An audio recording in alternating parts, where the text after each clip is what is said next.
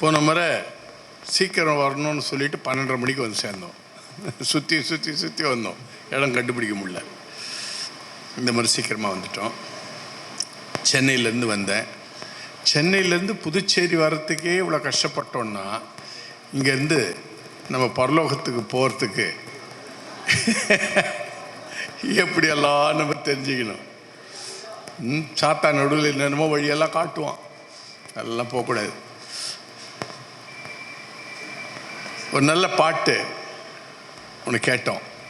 நான் கேட்டேன் இந்த ஊழியத்தை. கேட்டிங்களா அந்த பாட்டை? எவ்வளோ உபத்திரம் ஐயா இதெல்லாம் கேட்டோம்.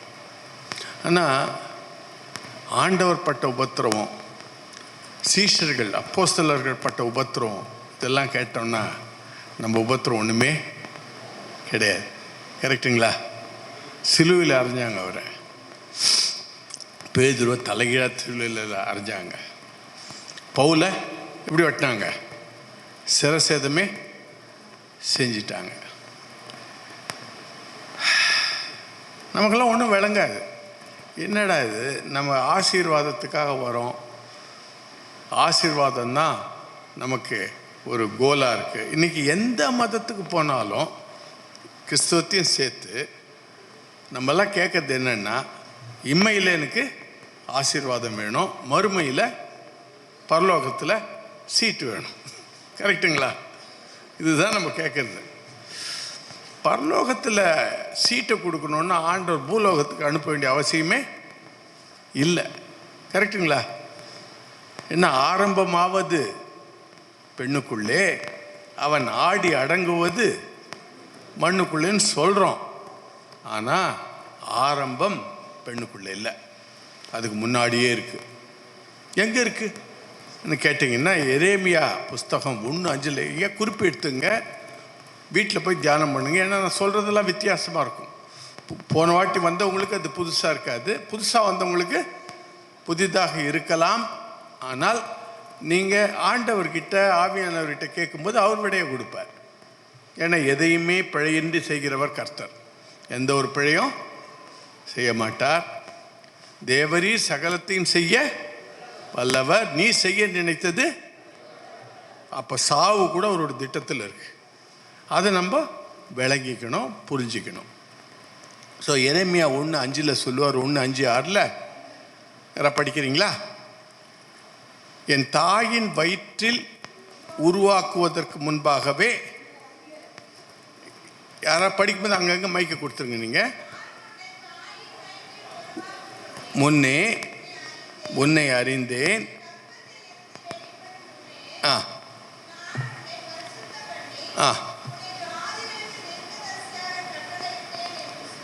ஆமாம், உன் தாயின் வயிற்றிலே உருவாக்குவதற்கு முன்பாகவே. அண்ணா வேற எங்கேயோ இருந்திருக்கும் ஆவி, இல்லைங்களா? அப்பவே உன்னை எனக்கு தெரியும். ஆரம்பமாகறதுக்கு முன்னாடியே தெரியும். உனக்கு ஒரு அசைன்மெண்ட் வச்சுருக்கேன், பாஸ்டர்ஸ் அசைன்மெண்ட். தீர்க்கதரிசிகளாக இருக்கணும் நீ. அப்போ இதுலேருந்து என்ன தெரியுது? நம்மளை அனுப்புறதுக்கு முன்னாடியே நம்மளை பற்றி அவருக்கு தெரியுது. அடுத்தது பார்த்தீங்கன்னா, பிரசங்கி 12:7 சொல்லுவார், மண்ணானது தான் முன்னிருந்த பூமிக்கு திரும்பி, ஆவி தன்னை தந்த தேவனிடத்திற்கு மறுபடியும் போகாததற்கு முன்னே உன் வாலிப பிராயத்திலே அவரை நினை. அப்போ ஆவி எங்கே போகுது? அவர்கிட்ட. என்ன பண்ண போகுது? திரும்பி போகுது. திரும்பாததற்கு முன்னே. வாலிப பிராயம், நம்மளால வாலிபத்தை கடந்து உட்காந்துன்னு இருக்கோம். வாலிபத்திலே நினை என்றார் அவர். இதுலேருந்து என்ன தெரியுதுன்னா, நம்ம ஆவி எங்கே போகுது? தேவன் இடத்துல தான் போகுது. எங்கேருந்து வந்தோம்? அவர்கிட்ட தான் வந்தோம். அதனால தான் நான் சொன்னேன், ஆரம்பமாவது பெண்ணுக்குள்ளே இல்லை, ஆடிங்க அடங்கு வருதும் மண்ணுக்குள்ளே கெல்ல. எங்கே போகிறோம்? இப்போ தான் நம்ம தியானிக்க ஆரம்பிக்கணும். ரொம்ப கேள்விகள் கேட்பேன். அந்த கேள்விகளுக்கு விடை ரொம்ப பேருக்கு நம்மக்கிட்ட இல்லை. ஆனால் இப்போது கொஞ்சம் தான் நமக்கும் தெரியும். அதை நம்ம சிந்திக்க சிந்திக்க ஆண்டவர் கொடுப்பார். கரெக்டுங்களா?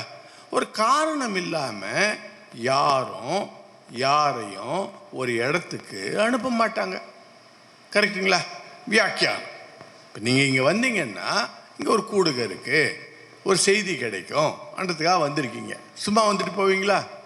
போக மாட்டோம். உங்களில் ஒருத்தரை கூப்பிட்டு ஐயா வாசல் வரைக்கும் போயிட்டு வாங்க, இல்லை பாண்டிச்சேரி பஸ் ஸ்டாண்ட் வரைக்கும் போயிட்டு வாங்கன்னா போயிடுவீங்களா? அடுத்த கேள்வி என்கிட்ட என்ன கேட்பீங்க? என்ன பண்ணணும் அங்கே போய்? ஐயா என்ன பண்ணணும் அங்கே போய் கேட்போமா கேட்க மாட்டோமா? அப்போ ஆண்டவர் நம்மளை அங்கேருந்து இங்கே அனுப்பியிருக்காருன்னா கேட்கணுமா வேண்டாமா? கேட்கணும். ஆனால் நம்ம ரொம்ப சீரியஸாக கேட்கறது இல்லை. நம்ம என்ன நினைக்கிறோன்னா ஊழியன்னா ஜபம் பண்ணணும், வேதம் படிக்கணும், ட்ராக் கொடுக்கணும், முடிஞ்சு போச்சுன்னு நினைக்கிறோம். இல்லை, ரொம்ப ஆழம். முதலாவது நம்ம அவரை மாதிரி மாறணும். ரெண்டாவது மற்றவங்கள மாற்றணும். உலகமெங்கும் போய் எல்லாரும் என்ன பண்ண சொன்னார்? சீஷராக்குங்கள். அப்போ மற்றவங்களை சீஷராக்கணும், முதல்ல ஆக வேண்டியது யார்? நம்ம தான்.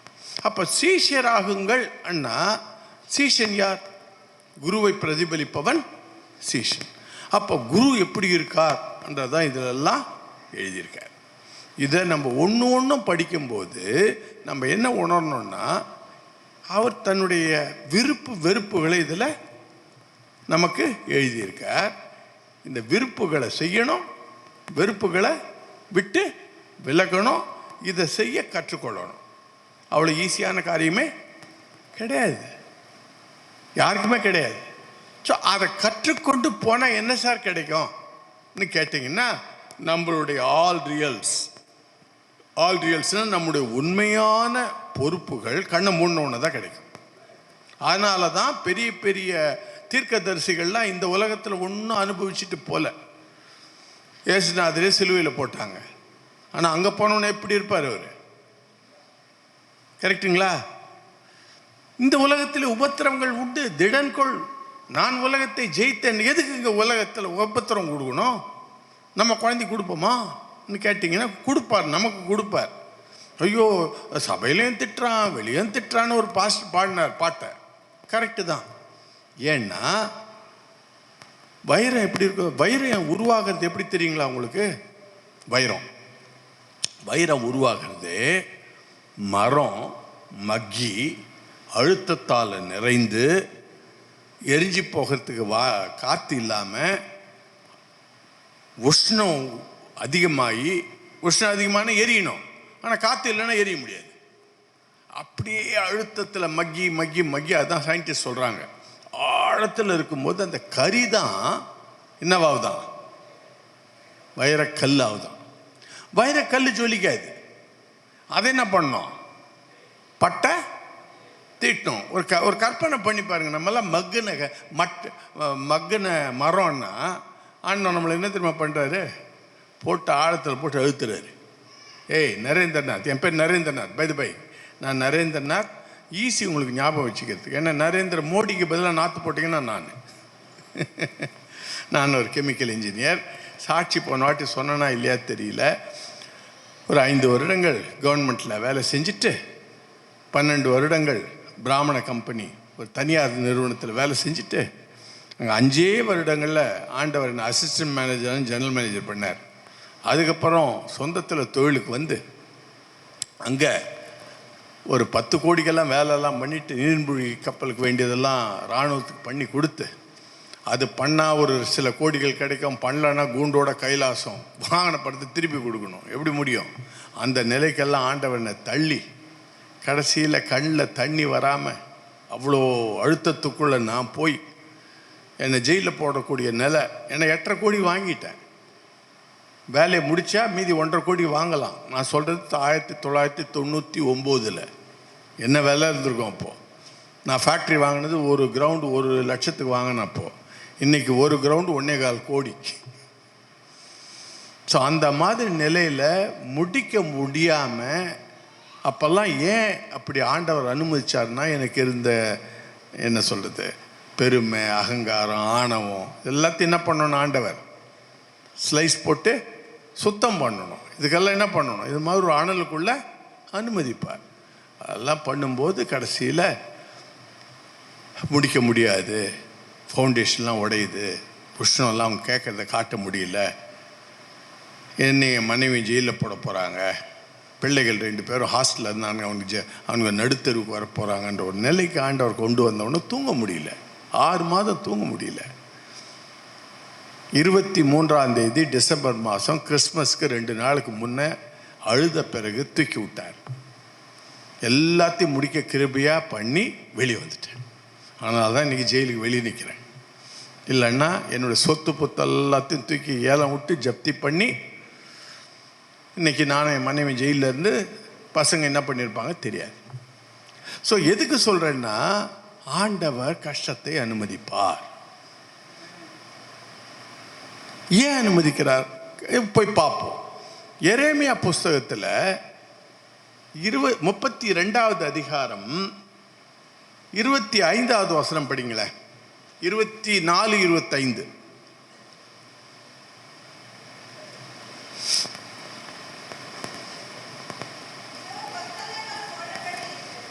ம் ம் ம்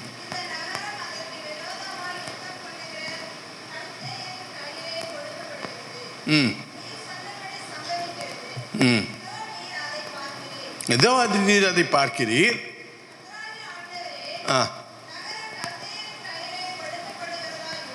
இருந்தும் ம் ம் ம் பாருங்க என்ன உருக்கமாக இருக்கு பாருங்க. நம்மலாம் ஆண்டவர்கிட்ட எதுக்கு போகிறோம்? ஆசீர்வாதத்துக்கு போகிறோம். ஏதாவது கொடுங்கய்யா கொடுங்கய்யாடுறோம். கரெக்டுங்களா? அங்கே ஆண்டவர் எரேமியா கூப்பிட்டு என்ன சொல்கிறார்? ராஜா நெபுகத்நேசர் கொத்தோளம் போட்டான். இன்னும் கொஞ்ச நாளில் இந்த ஓல் நகரம் என்ன ஆகிடும்? யார் கையில் போயிடும்? அவன் கையில் போயிடும். அப்போ ஹோல் ராஜா கூஜா கீச்சா எல்லாரும் அவனுக்கு கீழே அடிமை. நீ நிலத்தை வாங்கினீன்னா உன் நிலைமை யார்கிட்ட போயிடும்? அவங்கிட்ட போயிடும். ஆனால் நீ என்ன பண்ணணும்? அந்த நிலத்தை என்ன பண்ணணும்? வாங்கணும். அப்படின்னா என்ன அர்த்தம்? இருக்கிற பணத்தை பிடிக்கி கொடுக்குறாரு. நம்ம பணத்தை கேட்குறோம், அப்பா என்ன பண்ணுறாரு? அந்த பணத்தை பிடுங்குறாரு அவங்ககிட்டேருந்து. நமக்கு ஒன்றுமே புரியாது. என்னப்பா இது என்ன பண்ணுறீங்க? அவரே கேட்குறாரு. ஏங்க கல்தேயர்கிட்ட போகும்போது சைனாக்காரன் வந்து நின்றுருக்கான். உங்கள் நிலத்தை என்கிட்ட சைனாக்காரன் வந்துட்டான், நீ வாங்கிக்கணும்னு நான் வாங்குவேன். ஐயோ நாளைக்கு அவன் எடுத்துன்னு போயிடுவான். அவரே கேட்குறாரு. எங்கள் கல்தேயர்லாம் வந்து நின்றுட்டுருக்கான், கொத்தளம் போட்டான், கொஞ்ச நாளில் போகுது. ஆனால் வாங்க சொல்கிறீங்களே, என்னங்க நீங்கள் பண்ணுறீங்க? இன்னும் இது ஆசீர்வாதமாக இது அண்ணும்போது அதே அதிகாரத்தில் 44வது வசனத்தில் என்ன சொல்கிறார் பாருங்க.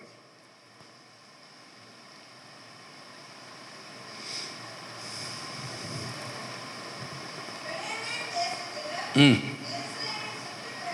ம் ம் ம் ம் ம் ஆ ம் ம் ம் ம் நடக்க போகுதுப்பா. எப்போ? 70 வருஷம் கழிச்சு. 70 வருஷம் கழிச்சு என்ன நடக்க போகுது? இங்கே சுதந்திரம் வரப்போகுது. பத்திரங்கள் பரிமாறிப்பாங்க, அக்ரிமெண்ட் போடுவாங்க, சாட்சி போடுவாங்க. இதெல்லாம் நம்பணும்ல. அதனால நீ வித்துட்டு போ, வாங்கிட்டு. இவர் உயிரோட இருப்பாரா? எத்தனை வருஷம் அவங்க அடிமைகளாக இருக்க போகிறாங்க? எத்தனை வருஷம் கழிச்சு திருப்பி வர போகிறாங்க? அதே எரேமியா மூலமாக சொல்லுவார், 70 வருஷம் கழிச்சு தான். ஸோ இதுலேருந்தெல்லாம் பார்த்தீங்கன்னா கர்த்தருக்கு பிரியமானவர்கள் அவர் எப்படி நடத்துவார்னே நமக்கு தெரியாது. சோர்ந்து போயிடக்கூடாது. பாரூக்குன்னு ஒருத்தர் இருந்தார். பாரூக் யார் தெரியுங்களா? அவருக்கு எழுதுறவர். அவர் சொல்கிறதெல்லாம் எழுதுறவர். அவர் எழுதி எடுத்துன்னு போயிட்டு இந்த ராஜா கிட்ட கொடுக்கணும். ராஜா நீ கூஜா நீ காலி ஆகிட போகிறான்லாம் எழுதுனா ராஜா விடுவார்? அவரை கொன்னுடுவார். அதனால் அப்படிப்பட்ட ஒரு லெட்டரை ஆண்டவர் எரேமியா மூலமாக எழுதி சொல்லி இவரை வச்சு எழுதி எடுத்துன்னு போயிட்டு அங்கே அரண்மனையில் கொடுப்பாங்க. அந்த சேவகங்களாம் அதெல்லாம் படிச்சு ஆடி போயிடுவாங்க. ஆடி போயிட்டு அது எடுத்து போய் ராஜா கிட்ட கொடுப்பானுங்க. கொடுக்கறதுக்கு முன்னாடி வீட்டு சொல்லிட்டு 2 பேர் போய் ஒழிஞ்சிங்கடா, உங்களை கொன்னுடுவார் அவர். அங்கே என்ன பண்ணுவார்? அவர் படிச்சுட்டு என்ன பண்ணுவார்? அவர் கீச்சு நெருப்பில் போடுவார், காலி ஆகிடுவார் அவர். அது வேற விஷயம். நெருப்பில் போடுவார். அந்த மாதிரி கடவுளுக்கு உண்மையாக இருந்த பாரூக்கு எவ்வளோ எதிர்பார்த்துருப்பார். அப்போ நம்ம ஆண்டவருக்கு இவ்வளோ பண்ணுமே, நமக்கு என்ன பண்ணுவார்? அவர் எதிர்பார்த்துருப்பாரா? எதிர்பார்த்துருக்க மாட்டாரா? நம்ம பாரூக்காக இருந்தால் என்ன பண்ணியிருப்போம்? எதிர்பார்த்துருப்போம். கரெக்டுங்களா? ஆனால் ஆண்டவர் என்ன தெரியுமா சொல்கிறாரு? எரேமியா மூலம் பாரூக்கிட்ட யாராவது படிங்க 45வது அதிகாரம், எரேமியா 45.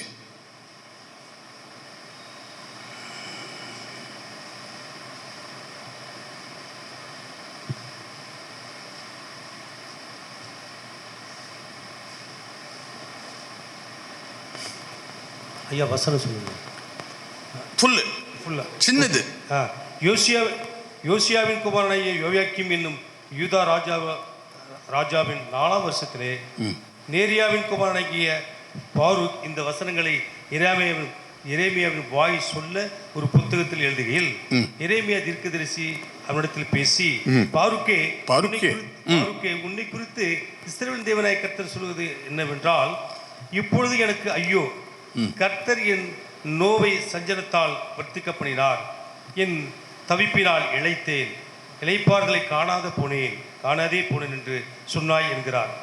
இதோ நான் கட்டினதையே நான் இடிக்கிறேன், நான் நாட்டினதையே நான் பிடுங்குகிறேன். இந்த முழு தேசத்துக்கும் இப்படியே நடக்கும். நீ உனக்கு பெரிய காரியங்களை தேடுகிறாயோ? தேடாதே. இதோ மாம்சமன யாவர் மீதும் தீங்கை வரப்படுகிறேன் என்று கர்த்தர் சொல்கிறார். ஆனாலும் நீ போகும் சகல ஸ்தலங்களிலும் உன் பிராணனை உனக்கு கிடைக்கும் கொள்ளை பொருளாக தருகிறேன் என்று கர்த்தர் சொல்கிறார் என்று அவருடைய சொல் என்றார். என்ன அவர் என்ன சொல்றாரு? என்னங்க இழைச்சி போயிட்டேன், உங்களுக்காக நான் ஊழியம் பண்ணேன், எனக்கு ஒன்றும் கிடைக்கல. தேடுறியா? பெருசெல்லாம் தேடுறியா? நீ தேடாத. நான் இடிச்சதையே நான் கட்டினதையே இடிக்கிறேன்ப்பா. என் ஆலயத்தையே நான் இடிக்கிறேன். யாரை வச்சு? கல்தையரை வச்சு. நீ ஒரு பெருசெல்லாம் தேடுவியா? நீ தேடாத. உயிரோட வச்சிருக்கேன்னு சந்தோஷப்படு. உன் ஆத்மா உனக்கு நான் ஃப்ரீயாக விடுறேன். எல்லாம் எனக்கு தெரியுது. 24:15 எசேக்கியல். ஒருத்தரே படிங்க மைக்கில், ஸோ தட் எல்லாருக்கும் கேட்கும். 24:15 15லேருந்து 22 வரைக்கும் ஸ்லோவாக படிச்சுட்டு போங்க. 24:15 பின்னும் கர்த்தருடைய வார்த்தை எனக்கு உண்டாகி, அவர், மனுபுத்திரனே, இதோ நான் உன் கண்களுக்கு விருப்பமானவளை ஒரே அடியினாலே உன்னை விட்டு எடுத்துக்கொள்ளுவேன். ஆனாலும் நீ புலம்பாமலும் அழாமலும் கண்ணீர் விடாமலும் இருப்பாயாக. யார் தெரியுமா அது? யார் தெரியுமா? உன் மனைவி. உன் மனைவி நான் இன்னைக்கு என்ன பண்ண போறேன்? எடுத்துக்க போறேன். ஆனால் நீ இன்னும் பண்ணக்கூடாது, அழக்கூடாது. என்ன மாதிரி வேதனை பாருங்க. எதனால? இதே தான். நான் கட்டினதே இடிக்கிறேன், என்னுடைய குழந்தைங்கள்லாம் சாவ போறாங்க, அதெல்லாம் தாங்குறேன். நீ உன் மனைவி இழந்த உடனே எல்லாரும் நீ அழுவான்னு யோசிப்பாங்க, எதிர்பார்ப்பாங்க, சாம்பல் போட்டுப்பாங்கன்னு நினைப்பாங்க, ரெட்டு உடுப்பேன்னு நினைப்பாங்க. பண்ணாத. அப்பதான் வந்து கேட்பானுங்க, என்ன சாமி என்ன பண்ற நீ? மனைவி செத்து போயிட்டா இப்படி இருக்கே நீ, என்ன சொல்லணும்? ஆண்டவர் இதெல்லாம் சகிக்கிறார். ஐயோ, இப்படியெல்லாம் அவருடைய ஊழியக்காரர் அவர் நடத்தியிருக்கார் பாருங்க. படிங்க. அலறாமல் பெருமூச்சு விடு, இழவு கொண்டாட வேண்டாம். உன் பாகை உன் தலையிலே கட்டி, உன் பாதரட்சிகளை உன் பாதங்களில் தொடுத்துக்கொள். உன் நாடியை மூடாமலும் துக்கம் கொண்டாடுகிறவர்களின் அப்பத்தை புசியாமலும் இருக்க கடவாய் என்றார். விடியற் காலத்தில் நான் ஜனங்களோட பேசினேன். அன்று சாயங்காலத்தில் என் மனைவி செத்து போனாள். சொன்னது நடந்துச்சு. இப்போ சாயங்காலத்தில் என்ன ஆயிடுச்சு? மனைவி செத்து போனாள். மேல எனக்கு கட்டளையிட்டபடியே விடியற் காலத்தில் செய்தேன். அப்பொழுது ஜனங்கள் என்னை நோக்கி, நீ செய்கிறவைகள் எங்களுக்கு என்னத்திற்கு அடையாளம் என்பதை எங்களுக்கு தெரிவிக்க மாட்டீரா என்று கேட்டார்கள். நான் அவர்களுக்கு பிரதித்திரமாக, கர்த்தருடைய வார்த்தை எனக்கு உண்டாகி, அவர், நீ இஸ்ரவேல் வீட்டாரை நோக்கி கர்த்தராகி ஆண்டவர் உரைக்குது என்னவென்றால், இதோ உங்கள் பலத்தின் முக்கியமும் உங்கள் கண்களின் விருப்பமும் உங்கள் ஆத்துமாவின் வாஞ்சகமாகிய என் பரிசுத்த ஸ்தலத்தை நான் பரிசுத்த குலைச்சலாக்குகிறேன். நீங்கள் விட்டு வந்த உங்கள் குமாரரும் உங்கள் குமார்த்திகளும் பட்டயத்தால் விழுவார்கள். அப்பொழுது நான் செய்தது போல நீங்களும் செய்வீர்கள். தாடியை மூடாமலும் துக்கம் கொண்டாடுபவர்களின் அப்பத்தை புசியாமலும் இருப்பீர்கள். உங்கள் பாகைகள் உங்கள் தலைகளிலும் உங்கள் பாதரட்சைகள் உங்கள் கால்களிலும் இருக்கும். நீங்கள் புலம்பாமலும் அழாமலும் இருந்து உங்கள் அக்கிரமங்கள் வாடிப்போய் ஒருவர் பார்த்து தவிப்பீர்கள். போதும். கடவுள் என்ன சொல்றாருன்னு, இதெல்லாம் எதுக்குப்பா வந்தது? இதெல்லாம் எதனால வந்தது? உங்களுடைய அக்கிரமங்கள் நம்மளால் புரிஞ்சிக்க முடியல. எரேமியா புஸ்தகம் 44வது அதிகாரத்துக்கு வாங்க, ரொம்ப நல்லா இருக்கும். 44ல் வீட்டில் படிங்க.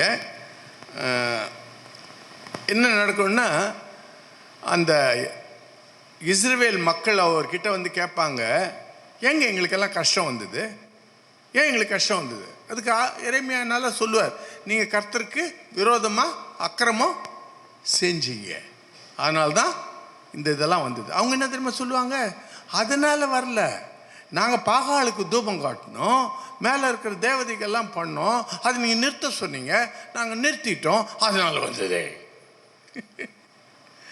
நீங்களும் போய் ஜெபம் பண்ணுறீங்க, கடவுள் உங்களுக்கு ஒரு குழந்தை கொடுப்பாருன்றீங்க, பூஜாரிக்கிட்ட போகிறாங்க, அவங்களும் ஒரு குழந்தை கொடுப்பாருன்றாரு, குழந்தை பிறந்துடுது. இப்போ யார் கொடுத்தாருன்னு நினைப்பாங்க அவங்க? கன்ஃபியூஷன். இதுலேருந்து தான் நம்ம இப்போ ஆழத்துக்கு இறங்க போகிறோம். அப்போ ஆண்டவர் யார்? நம்ம ஆண்டவர் யார்? அவர் என்ன எதிர்பார்க்கிறார்? நம்மெல்லாம் இது வரைக்கும் நம்ம பேசிட்டு போனதெல்லாம் பார்த்தீங்கன்னா நம்ம தான் அவர்கிட்ட எதிர்பார்க்குறோம். நம்ம என்னைக்குமே அவர் என்ன நம்ம கிட்ட எதிர்பார்க்கிறார்ன்றத ரொம்ப ஆழமாக பார்க்கறது இல்லை. ஓகே, இப்போ நம்ம ஆண்டவர் திட்டத்துக்குள்ள போகலாம். ஆண்டவர் யார்னு பார்த்தீங்கன்னா, படைத்ததினாலே அவர் ஆண்டவரா? இன்னைக்கு நம்ம அப்படிதான் சொல்லுவோம், சகலத்தையும் படைத்தார், அதனால் அவர் ஆண்டவர். அப்போ ஒரு இலக்கணம் படைத்ததினாலே அவர் ஆண்டவர்னு சொன்னா, சாத்தான் கூட படைக்கிறான். எப்படி தெரியுங்களா? மோசேவை அவர் என்ன சொல்லுவார், நீ அங்கே ஊருக்கு போப்பா, அங்கே நம்ப மாட்டாங்க, நீ கோல் என்ன பண்ணோம், கீழே போடு, ஏரோன் மூலமா அது என்ன ஆகிடும், பாம்பாடு. படைக்கிறாரா இல்லையா?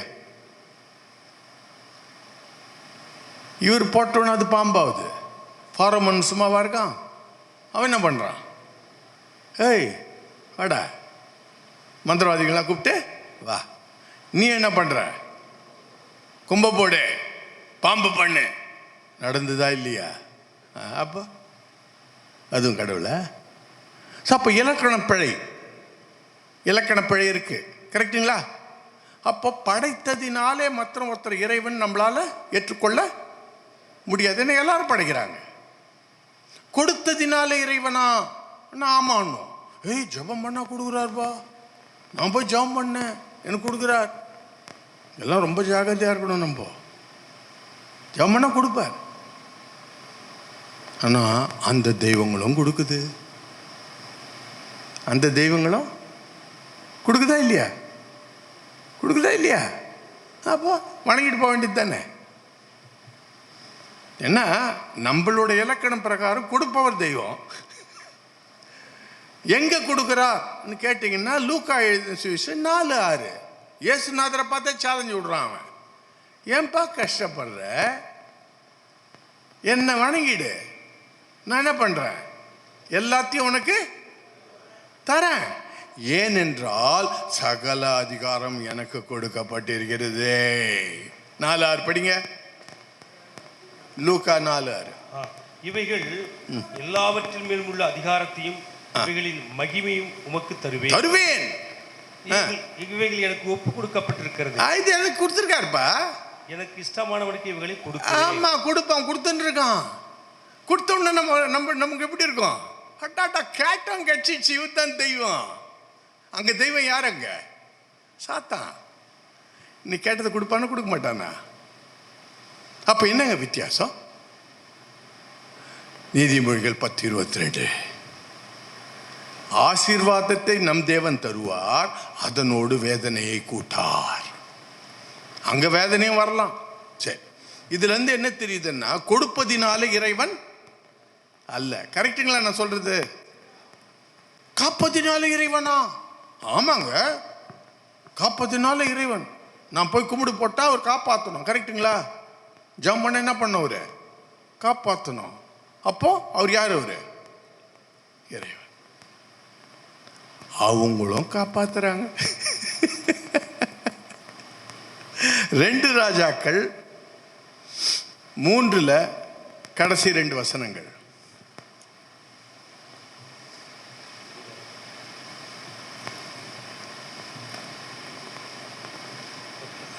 ரெண்டு ராஜாக்கள் கடைசி 3வது. இது நான் அதோட முன்னணியில் சொல்லிடுறேன், அதுக்கப்புறம் தான் இது புரியும். என்ன ஆகுது? இஸ்ரவேல் ராஜாவும் யூதா ராஜாவும் மோவாபியர் ராஜா கிட்ட எதிர்க்க சண்டைக்கு போவாங்க. ஏன்னா மோவாபியர் கப்பம் கொடுத்ததை நிறுத்திட்டாங்க. சண்டைக்கு போகும்போது தான் தண்ணி இல்லாமல் மாட்டிப்பாங்க. 2வது அதிகாரத்தில் வரும். அப்போ தான் அவங்க என்ன பண்ணுவாங்க, எலியா தீர்க்கதரிசிகிட்ட போயிட்டு, என்னங்க தண்ணி இல்லாமல் இருக்குமேன்னும் போது அவர் என்ன பண்ணுவார், பாட்டை பாடி, காற்றையும் காண மாட்டாய், மழையும் காண மாட்டாய், குழிகளை விட்டு தண்ணி ரொம்பன்ட்டு ஒரு நல்ல ஆசீர்வாதம்லாம் சொல்லுவார். நடக்கும். எங்கேயோ பெஞ்ச தண்ணி அங்கே வந்து கொடுக்கும் அவங்களுக்கு. ரொம்ப உற்சாகமாகிடுவாங்க. இவங்களெல்லாம் ஜெயிச்சிடுவீங்கன்னு வேற சொல்லிடுவார். போய் ஜெயிப்பாங்க, எல்லாம் நல்லா ஜெயிப்பாங்க மோபைட் ராஜாவை. ஆனால் கடைசியில் மோபைட் ராஜா தோக்கறன்னு தெரிஞ்ச உடனே தான் தலைச்சம் பிள்ளைய பலி கொடுப்பான். அதான் படிக்க போறீங்க. தலைச்சம் பிள்ளைய பலி கொடுத்த உடனே அந்த அந்த ஆவிகள் வேலை செய்ய ஆரம்பிச்சிடும். வேலை செஞ்சு இவங்களை வெட்டி விட்டுரும். இதுல இருந்து என்ன தெரியுது? அதுங்களும் பாதுகாக்கும், வணங்கனா. படிங்க இப்போ. பட்டணங்களை இல்லை இல்லை, மைக் வேணும். எல்லாம் லேடிஸ் கிட்ட மைக் கொடுத்துருங்க சார், கொஞ்சம் ஃபார் சேஞ்ச். யார் படிக்கிறாங்களோ உற்சாகமாக அவங்ககிட்ட மைக்கு கொடுத்துருங்க.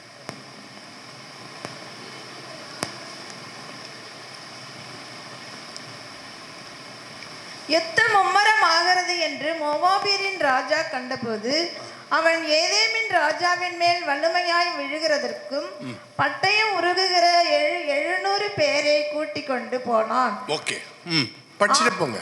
ஆனாலும் அவர்களாலே கூடாமற் போயிற்று.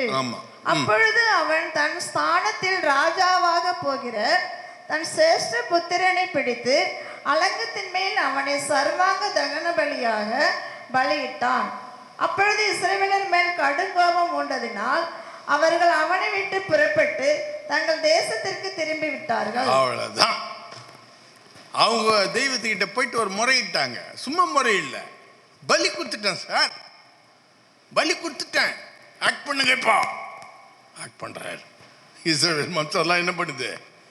ஓடுது. பாதுகாப்பதினால இறைவனா? அதுவும் கிடையாது. என்னங்க இப்படி கன்ஃபியூஸ் பண்றீங்க? நம்ம தெய்வம் மாத்திரம் பலியை கேட்கலையா? கேட்டார். நம்ம தெய்வமா பழைய ஏற்பாட்டில் பலியை கேட்டார். பாம்பண்ண என்ன பண்ணோம்? பலி கொடுக்கணும். ஃபெலோஷிப்புக்கு பலி கொடுக்கணும். கரெக்டுங்களா? ஆனால் வித்தியாசம் இருக்கு. வித்தியாசம் ரொம்ப புரிஞ்சுக்கணும்.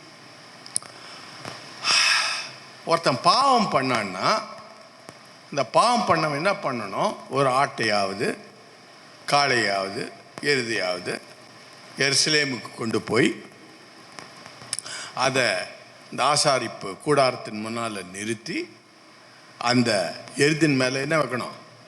கையை வைக்கணும். ஆசாரியார் என்ன பண்ணுவார்? ஜெபம் பண்ணுவார். நரேந்திரநாத் பண்ண பாவம்லாம் அந்த ஆட்டு மேலேயோ மாட்டு மேலேயோ போக்கடவுது சொல்லிட்டு அதை வெட்டணும். கரெக்டுங்களா? இப்போ கேள்வி, யார் வெட்டணும்? பாவம் செய்த வெட்டணும். வேறு ஏதாவது ஆன்சர் இருக்கா? ஆசாரியர் வெட்டணும்.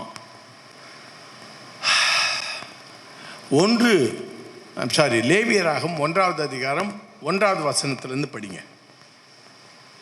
லேவியராகமம் 1வது அதிகாரம் 1வது வசனம். இதுதான் பாவத்துக்கான பலி. கர்த்தர் ஆசரிப்பு கூடாரத்தில் இருந்து மோசேயை கூப்பிட்டு அவனை நோக்கி, நீ இஸ்ரவேல் புத்திரரிடத்தில் சொல்ல வேண்டியது என்னவென்றால், உங்களில் ஒருவன் கர்த்தருக்கு பலி செலுத்த வந்தால் மாட்டு மந்தையிலாவது ஆட்டு மந்தையிலாவது ஒரு மிருகத்தை தெரிந்தெடுத்து பலி செலுத்த வேண்டும். அவன் செலுத்துவது மாட்டு மந்தையில் இருந்து எடுக்கப்பட்ட சர்வாங்க தகன பலியானால் அவன் பழுதற்ற ஒரு காளையை செலுத்துவானாக. கர்த்தருடைய சன்னதியில் தான் அங்கீகரிக்கப்படும்படி அவன் அதை ஆசரிப்பு கூடார வாசலில் கொண்டு வந்து, அது தன் பாவ நிவர்த்திக்கென்று அங்கீகரிக்கப்படும்படி தன் கையை அதன் தலையின் மேல் வைத்து கர்த்தருடைய சன்னதியில் அந்த தலையை கொல்ல கடவன். அந்த காளை, ஒரே நிமிஷம், தலையே இல்லை, காளையை கொல்ல. ஒரே நிமிஷம், போதும். அவன் கையை வைக்கணும், ஆசாரியா ஜெபம் பண்ணுவாரு. அவன் கொல்ல கடவன் காளைய. அவன் என்றால் எவன்? ஐயரா? யாரு? அவன் கொல்ல கடவன். கொண்டு வரணும், கையை வைக்கணும். அவன் கொல்ல கடவன். கையை வச்சவன் கொல்லணும். கை வச்சது யாரு? ஆசாரியர். பாவம் செஞ்சவன். நம்ம ஆண்டவருக்கு நம்மளை உணர்த்தணும்னு தான் பண்றார். வித்தியாசம் புரியுதுங்களா? இப்போ கற்பனை பண்ணி பார்க்கணும். நம்ம நரேந்திரநாத் பாவம் பண்ணிட்டார், என்ன பண்ணுவார்? உணரணும். ஐயோ பாவம் பண்ணிட்டேனே, இதுக்கு பரிகாரம் என்ன? இன்னைக்கு கூட சும்மா கண்டவனை கடவுள் ஏற்றுக்க மாட்டார். சத்தியமாக சொல்கிறேன், நான் பயப்படுறவனை தான் ஏற்றுப்பார். சும்மாட்டியே நம்ம ஊழியம் பண்ணுறேன்னு கடவுளுக்கு பயப்படாம உட்காந்து ஏற்றுக்க மாட்டார். 10:34 அப்போஸ்தலர்ல பேதுரு கொர்நேலியஸை ஏற்றுக்கொண்டார் என்பதை கண்டு பயந்து போய், ஐயோ இவர் இஸ்ரவேல் மக்கள் எல்லாம் ஏற்றுப்பான்னு நினைத்து கொண்டிருந்தேன், இவர் புறஜாதியெல்லாம் ஏற்றுக்கிறாரு இவர் அண்ணும்போது என்ன தெரியுமா சொல்லுவார்? 10:34 அப்பொழுது பேதுரு பேச தொடங்கி, கர்த்தர் பட்சபாதம் பார்க்கிறவர் அல்ல என்றும் எந்த ஜனத்திலாவது அவருக்கு பயந்து நீதி செய்கிறவன் எவனோ அவனே அவருக்கு உகந்தவன் என்று நிச்சயமாய் அறிந்திருக்கேன். பேதுரு மண்டையில் அப்பதான் ஏறுது. இல்லைன்னா அவர் என்ன நினைச்சிருக்கார்? அவர் வஸ்த ஜாதி, அதனால அவரை தான் ஏற்றுப்பாரு. அவரை போய் கொர்நேலியஸ் வீட்டில் வலுக்கட்டாயமாக கழுத்து உச்சி அனுப்புறாரு. ஆனாலும் கலாத்தியர் புஸ்தகத்தில் போய் பார்த்தீங்கன்னா உட்கார மாட்டார் கூட. பவுலையா போட்டு அவரை விரட்டுவார். என்னையா அங்கேருந்து யாக்கோபு கிட்டேருந்து வர்ற வரைக்கும் நல்லா உட்காந்து சாப்பிட்டுட்டு இருந்தேன், யாக்கோபு கிட்டேருந்து ஆள் வந்தோன்னு போய் எதிர்க்க உட்காடுறியே கேட்பாரா? கேட்க மாட்டாரா? அப்படின்னா என்ன அர்த்தம்? பட்சபாதத்தை அவரே மறக்கிறார். அவரு கண்டி பவுலை தொடலைன்னா ஆண்டவர் நம்மெல்லாம் இன்னைக்கு வந்திருக்க மாட்டோம். ஸோ பலி நம்ம ஆண்டவர் எதிர்பார்க்கறது எதுக்குன்னா, நரேந்திரநாத் உணரணும், பயப்படணும், அவன் பாவம் பண்ணணும் உணரணும், தன்னுடைய அவமானத்தை தாங்கி கொண்டு எருசலேம் கோயில் வரைக்கும் இழுத்துக்கின்னு வரணும். அந்த காளைய பார்க்குறவங்கெல்லாம் சிரிக்கணும், அதை அவன் தாங்கணும். பெரிய போதகர் சொன்னார்ப்பா அவரு, நேற்று பார்த்தேன், காளை இழுத்துன்னு போனார், ஏதோ பண்ணியிருக்காரு என்றதெல்லாம் தாங்கணும். அடுத்தது அங்கே போய் நிற்கணும். ஆசாரியா ஜெபம் பண்ணுவார், நான் கையை வைக்கணும். கையை வைக்கும்போது நடுங்கணும். சே, நான் சாவறதுக்கு பதில் ஆண்டவர் இன்னொன்று ஏற்றுக்கிறாரே, எவ்வளோ அருமையான ஆண்டவர். அயோக்கியமான என்னையும் அந்த புனிதமாக ஒரு சுத்தமான எருதை கொல்ல வச்சு எனக்கு உயிர் கொடுக்கிறார், உயிர் பிச்சை கொடுக்கிறார் நான் உணரணும். அந்த மாதிரி உணர்னவன் தான் இன்னைக்கும் அவர் ஏற்றுப்பார்.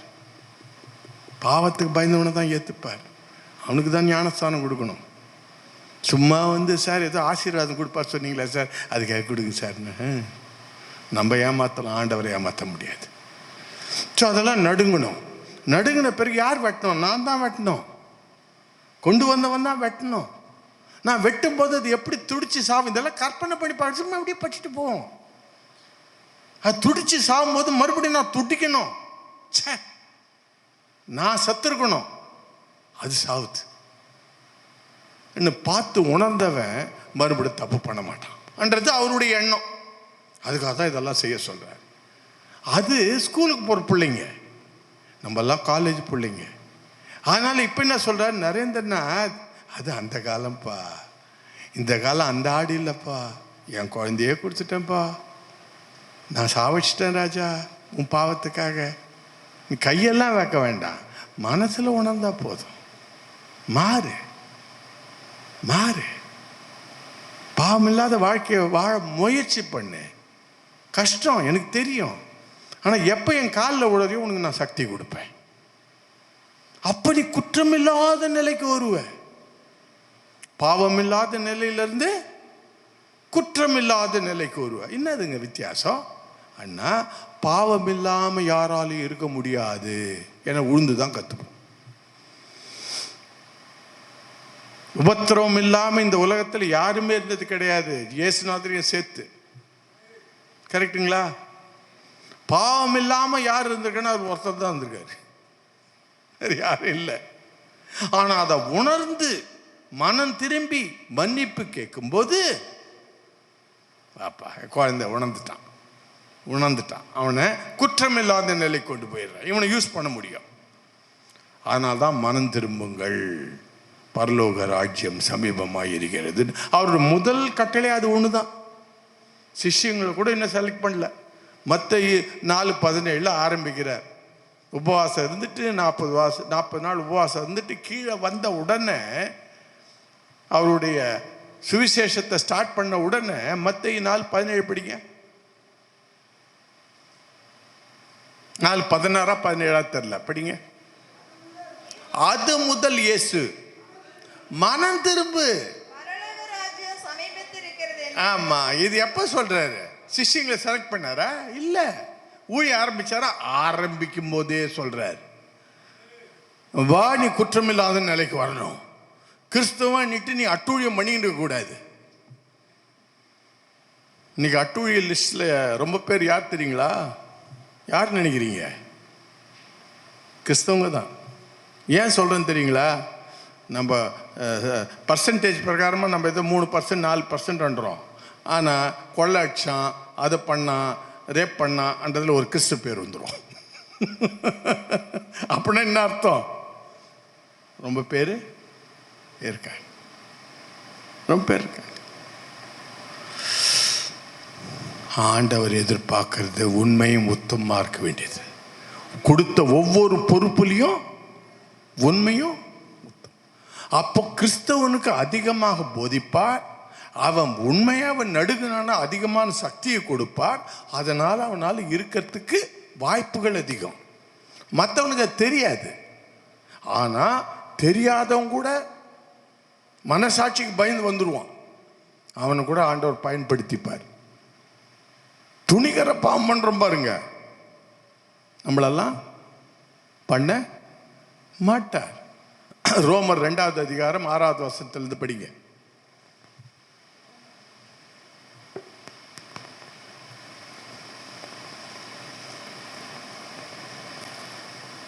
அல்லது ரோமர் 2:6 6லேருந்து படிங்க. தேவன் அவனுடைய கிரியைகளுக்கு தக்கதாக. அவ்வளவுதான், மனுஷனை பத்தி பேசுறா. அவன் ஒரு கிரியை பண்றான் ராஜா, அவன் கிரியைக்கு தக்கதாக அவனுக்கு பலன் அளிப்பார். சோர்ந்து போகாமல் நற்கிரியைகளை செய்து மகிமையும் கனத்தையும் அழியாமையையும் தேடுகிறவர்களுக்கு நித்திய ஜீவனை அளிப்பார். ஆமா, சோர்ந்து போயிடும். ஏன்னா நல்லது பண்ண பர்சு தேயும். நல்லது பண்ண என்ன தேயும்? பர்சு தேயும். நமக்கெல்லாம் பர்சை குண்டா வச்சுக்கணும்னு ஆசை, 10 தலைமுறைக்கு சேர்த்து வைக்கணும்னு ஆசை, நல்லது பண்றதுக்கு ஆசை வராது. அப்படி சோர்ந்து போகாம ஒருத்தன் நல்லது பண்ணான்னா அவன் கிரியை நான் விட மாட்டேன். நான் சர்வத்தையும் படைத்தாண்டவர் நான். சண்டைக்காரியாய் இருந்து சத்தியத்திற்கு கீழ்ப்படியாமல் அநியாயத்திற்கு கீழ்ப்படிந்து இருக்கிறவர்களுக்கோ உக்கிர கோபாக்கினை வரும். சண்டை எங்க பார்த்தாலும் சண்டை. எங்க எலெக்ஷன் நடக்கும்போது சர்ச்சில் என்ன நடக்குதுன்னு நினைக்கிறீங்க? பொசிஷன், பதவி, சண்டை. ஒன்று கொடுப்பாரு அவரு. முன்பு யூதரிடம் ஃபர்ஸ்ட் அங்கதான் ஆரம்பிக்கிறாரு. அன்னைக்கு முதல்ல யூதர், இப்ப நமக்கு யாரு? முதல்ல கிறிஸ்தவன். என்ன உனக்கு கர்த்தரை பத்தி தெரியும், தெரிஞ்சு நீ சண்டை போட்டு இருக்கா நீ. முன்பு யூதரிடம் பின்பு கிரேக்கர் அடுத்ததுக்கு தான் புறஜாதிக்கு போறாரு அவரு. பொல்லாங்கு செய்கிற எந்த மனுஷ ஆத்துமாவுக்கும் உபத்திரமும் வியாகுலமும் உண்டாகும். ஆமா, கடவுள் நன்மை தீமை அறியற அறிவு கொடுத்த ஒரே சந்ததி நம்ம தான். அதனால நான் தீமை தான் ஏன் செய்வேன்ட்டு ஒத்த கால நின்று உதைப்பேன் உன்னை. முன்பு யூதரிலும் பின்பு கிரேக்கரிலும் எவன் நன்மை செய்கிறானோ அவனுக்கு மகிமையும் கனமும் சமாதானமும் உண்டாகும். ஆமா. தேவனிடத்தில் பட்சபாதம். தேவனிடத்தில் என்ன இல்லை? ஏன் தெரியுங்களா? நம்ம என்ன ஸ்பெஷல் நினைக்கிறீங்களா? நம்மளும் ஒரு படைப்பு. நம்மளை படைச்சது யாரு? அவர். இந்துவை படித்தது யார்? அவர் தான். முஸ்லீமை படித்தது யார்? அவர் தான். அந்தந்த குடும்பத்தில் பிறந்ததுனால அவங்க பாவம் அந்த வழியில் இருக்காங்க. அவங்க ஆவிக்குரிய கண்ணை திறக்கணும் தான் நம்மளை வச்சிருக்காரு. ஓகே, அவன் வழியில் நான் ரிவார்ட் பண்ணுவேன் மேலே. இப்போதான் வர்றாரு நியாயப்பிரமாணம். அவங்களுக்கு அந்த காலத்தில் நியாயப்பிரமாணம், இன்னைக்கு பைபிள். எவன் நியாயப்பிரமாணம் இன்றி பாவம் செய்கிறார்களோ அவர்கள் நியாயப்பிரமாணம் இல்லாமல் கெட்டு போவார்கள். ஆமா, நியாயப்பிரமாணமும் இல்லை, ஆனா பாவம் செய்யறான். அவங்க அழிஞ்சிடுவான். பாவம்னு ஒண்ணு பண்ண அழிஞ்சிடுவான். கிறிஸ்தவனும் சரி, எல்லாரும். எவர்கள் நியாயப்பிரமாணத்துக்கு உட்பட்டவர்களா நம்ப நியாயப்பிரமாணத்துக்கு உட்பட்டவர்களாக பாவம் செய்கிறார்களோ, பாவம் பண்ணிட்டு இருந்தோம்னா, மனம் திரும்பலன்னா, உணர்த்தியும் கண்டுக்கலன்னா, ஆமா உதைப்பேன். எதுக்காக நான் உனக்கு சொல்லிக் கொடுக்குறேன்? அடிப்பேன் நான். நியாய தீர்ப்பு அடைவீர்கள். நியாயப்பிரமாணத்தை கேட்கிறவர்கள் தேவனுக்கு முன்பாக நீதிமான்கள் அல்ல. நியாயப்பிரமாணத்தை கேட்கிறவன் நீதிமான் இல்லை ராஜா. நான் ஆடியோ பைபிள் கேட்டேன், சர்ச்சில் போயிட்டு வாரம் கேட்டுட்டு வந்தேன். அங்கே ஒரு அலாம் வச்சுருக்கேன். எனக்கு வேத வாக்கியெல்லாம் 1 மணி நேரத்துக்கு ரூபாய்க்கு சொல்லும், ஆனால் நடக்க மாட்டேன். அவன்லாம் கிடையாது. நியாயப்பிரமாணத்தின்படி செய்கிறவர்களே நீதிமான்களாக்கப்படுவார்கள். இப்போ வர புறஜாதிக்கு ஒருத்தங்களுக்கு பைபிளே இல்லை சார். கொரிந்தியருக்கு பைபிள் இல்லை சார். இன்னைக்கு எவ்வளோ பேருக்கு பைபிள் இல்லை சார். ஆனால் அவன் மனசாட்சி பிரகாரம் அவன் நல்லது பண்ணுறான். மனசு நியாயப்பிரமாணம் இல்லாமல் புறஜாதிகள் சுபாவமாய் ஆட்டோமேட்டிக்கா செய்கிற போது அவர்கள் தங்களுக்கு தாங்களே நியாயப்பிரமாணமாய் இருக்கிறார்கள். மேல அவர்களுடைய மனசாட்சியும் கூட. அவங்களுக்கு எங்கிருந்து வந்தது இந்த நியாயப்பிரமாணம்? மனசாட்சியிலேயே நான் ஸ்டார்ட் பண்றேன்ப்பா. அதை கேட்டு அவன் திருந்திடுறான். உனக்கு மனசாட்சியும் கொடுத்து வேதத்தையும் கொடுத்து நீ மாறாம இருந்தீன்னா நான் என்ன பண்றது? அவங்க மனசாட்சியிலேயே பயப்படுறாங்க. ஐயோ, திருநா தப்பு, நான் ஒரு நாள் கணக்கு கொடுக்கணும். யார் கணக்கு கொடுக்கணும் தெரியாது, ஆனால் கணக்கு கொடுக்கணும். பயப்படுறான். மனசாட்சியின் படியாக குற்றம் உண்டு குற்றம் இல்லை என்று அவர்களுடைய சிந்தனைகள் ஒன்றை ஒன்று தீர்க்கிறதுனால நியாயப்பிரமாணத்துக்கு ஏற்ற கிரியை தங்கள் இருதயங்களில் எழுதி இருக்கிறது என்று காண்பிக்கிறார்கள். அப்பா என்ன பண்ணார்? அந்த காலத்துல இருந்தே மனசாட்சியை கொண்டு வந்து பிரிக்கிறார், எல்லாருக்கும் சொல்றார். ஆனா கருப்பா பாடுறா, பாவத்தை கருப்பா பாடுறா, பசுத்தத்தை வெள்ளையா பாடுறான்னா மனித கொலை எப்படி பார்க்கணும்? எல்லாம் சாம்பல் கலர்ல பாக்குது. சல்தா ஹே இது ஒயிட் லை, இது சொல்லலாம். இப்படியெல்லாம் பண்றதுனால தான் ஆண்டவர் என்ன பண்றாரு? வேதத்தை கொடுக்குறாரு. ஏய், கருப்பா பாரு, 10 கட்டளைகள் ஆரம்பி, போய் சொல்லக்கூடாது. அப்பா அம்மாவை நீ ரெஸ்பெக்ட் பண்ணும். எல்லாம் ஆரம்பிக்கிற, இதெல்லாம் கருப்பு, இதெல்லாம் வெள்ளை. அவன் மனசாட்சியிலே பிரிச்சிடுறான். அவன் ஒழுங்கா நடக்கிறான். நமக்கு பிரிச்சு கொடுத்தாலும் நம்ம நடக்க மாட்டோம். என்னையும் சேர்த்து தாங்க, நான் உங்களை சொல்கிறேன்னு நினைக்காதீங்க. ஏன்னா இயேசுநாதர் காலத்தையும் நடக்குது இது. இயேசுநாதர் காலத்தில் என்ன பண்ணுறாங்க? அப்பா அம்மா மச்சாங்களா? இல்லையே. குர்பான் இன்னொரு பணத்தை கொடுத்துட்டு அப்பா அம்மா பார்த்துக்க வேண்டாமா? இயேசுநாதர் கேட்குறாருல, ஏங்க கை கழுவாமல் சாப்பிட்றாங்க உங்கள் சிஷ்யங்க? கேட்டவொன்னு என்ன சொல்கிறார்? அப்பா நீங்கள்லாம் மனுஷங்க போடுற ரூலை பார்த்து ஏமாந்து போகிறீங்க. கடவுள் என்ன சொன்னார்? உன் தாயின் தகப்பனையும் கண்ணியம் பண்ணிடான்னா அது அந்த பணத்தை தூக்கி நான் கோயிலில் கொடுத்தா குர்பான் தானிக்கு தீனிக்கு சரி போயின்னு இருக்கிய. நீ டைவர்ஸ் பண்ணக்கூடாதுன்னு ஆண்டவர் சொன்னார். அவங்க மனதின் இருதயத்தின் கடினத்தின் நிமித்தம் மோசம் எழுதி கொடுத்தாரு. போ, அவரை சொன்னார். எல்லாம் மாத்துறீங்க. கை கழுவாமல் சாப்பிட்டாங்க உங்க சிஷ்யங்க. ஐயோ, எதியா முக்கியம்? கை கழுவுறது முக்கியமா? வெளியிலேருந்து உள்ளே போகிறது முக்கியமா? உள்ளேருந்து வெளியே வர்றது முக்கியமா? என்ன பண்ற நீ? நீ சண்டே அன்னைக்கு வந்துட்டு சாபத் அன்னைக்கு வந்துட்டு நீ சுஷ்டமாக்கிட்ட. யோ, சாபத் அன்னைக்கு நல்லது செய், நீ தியானத்தில் இருந்து சொல்லியிருக்கு. வேலை பண்ணிங்கன்னு கடவுளை விட்டு விலகாத சொல்லியிருக்கு. சாபத்தினால நல்லது பண்ணுற தப்பா? எல்லாம் ரூல் மாஸ்டர்ஸ் ஆயிட்டானுங்க.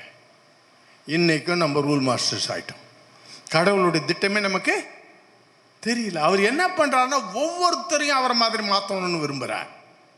அவர் படைத்தவர், நாம் எல்லாம் படைப்புகள்.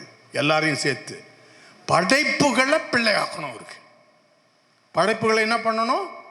பிள்ளை. யார் பிள்ளை? அப்போ போற தோல் உரிச்சு வச்சிருக்கிறோம் பிள்ளை. அதை கற்றுட்டு போனோம்னா வேதம் வேணும், முயற்சி வேணும், தெரிதல் வேணும், ஜபம் வேணும், ஆவி வேணும். இதெல்லாம் இருந்தாதான் முடியும். மேல படிங்க.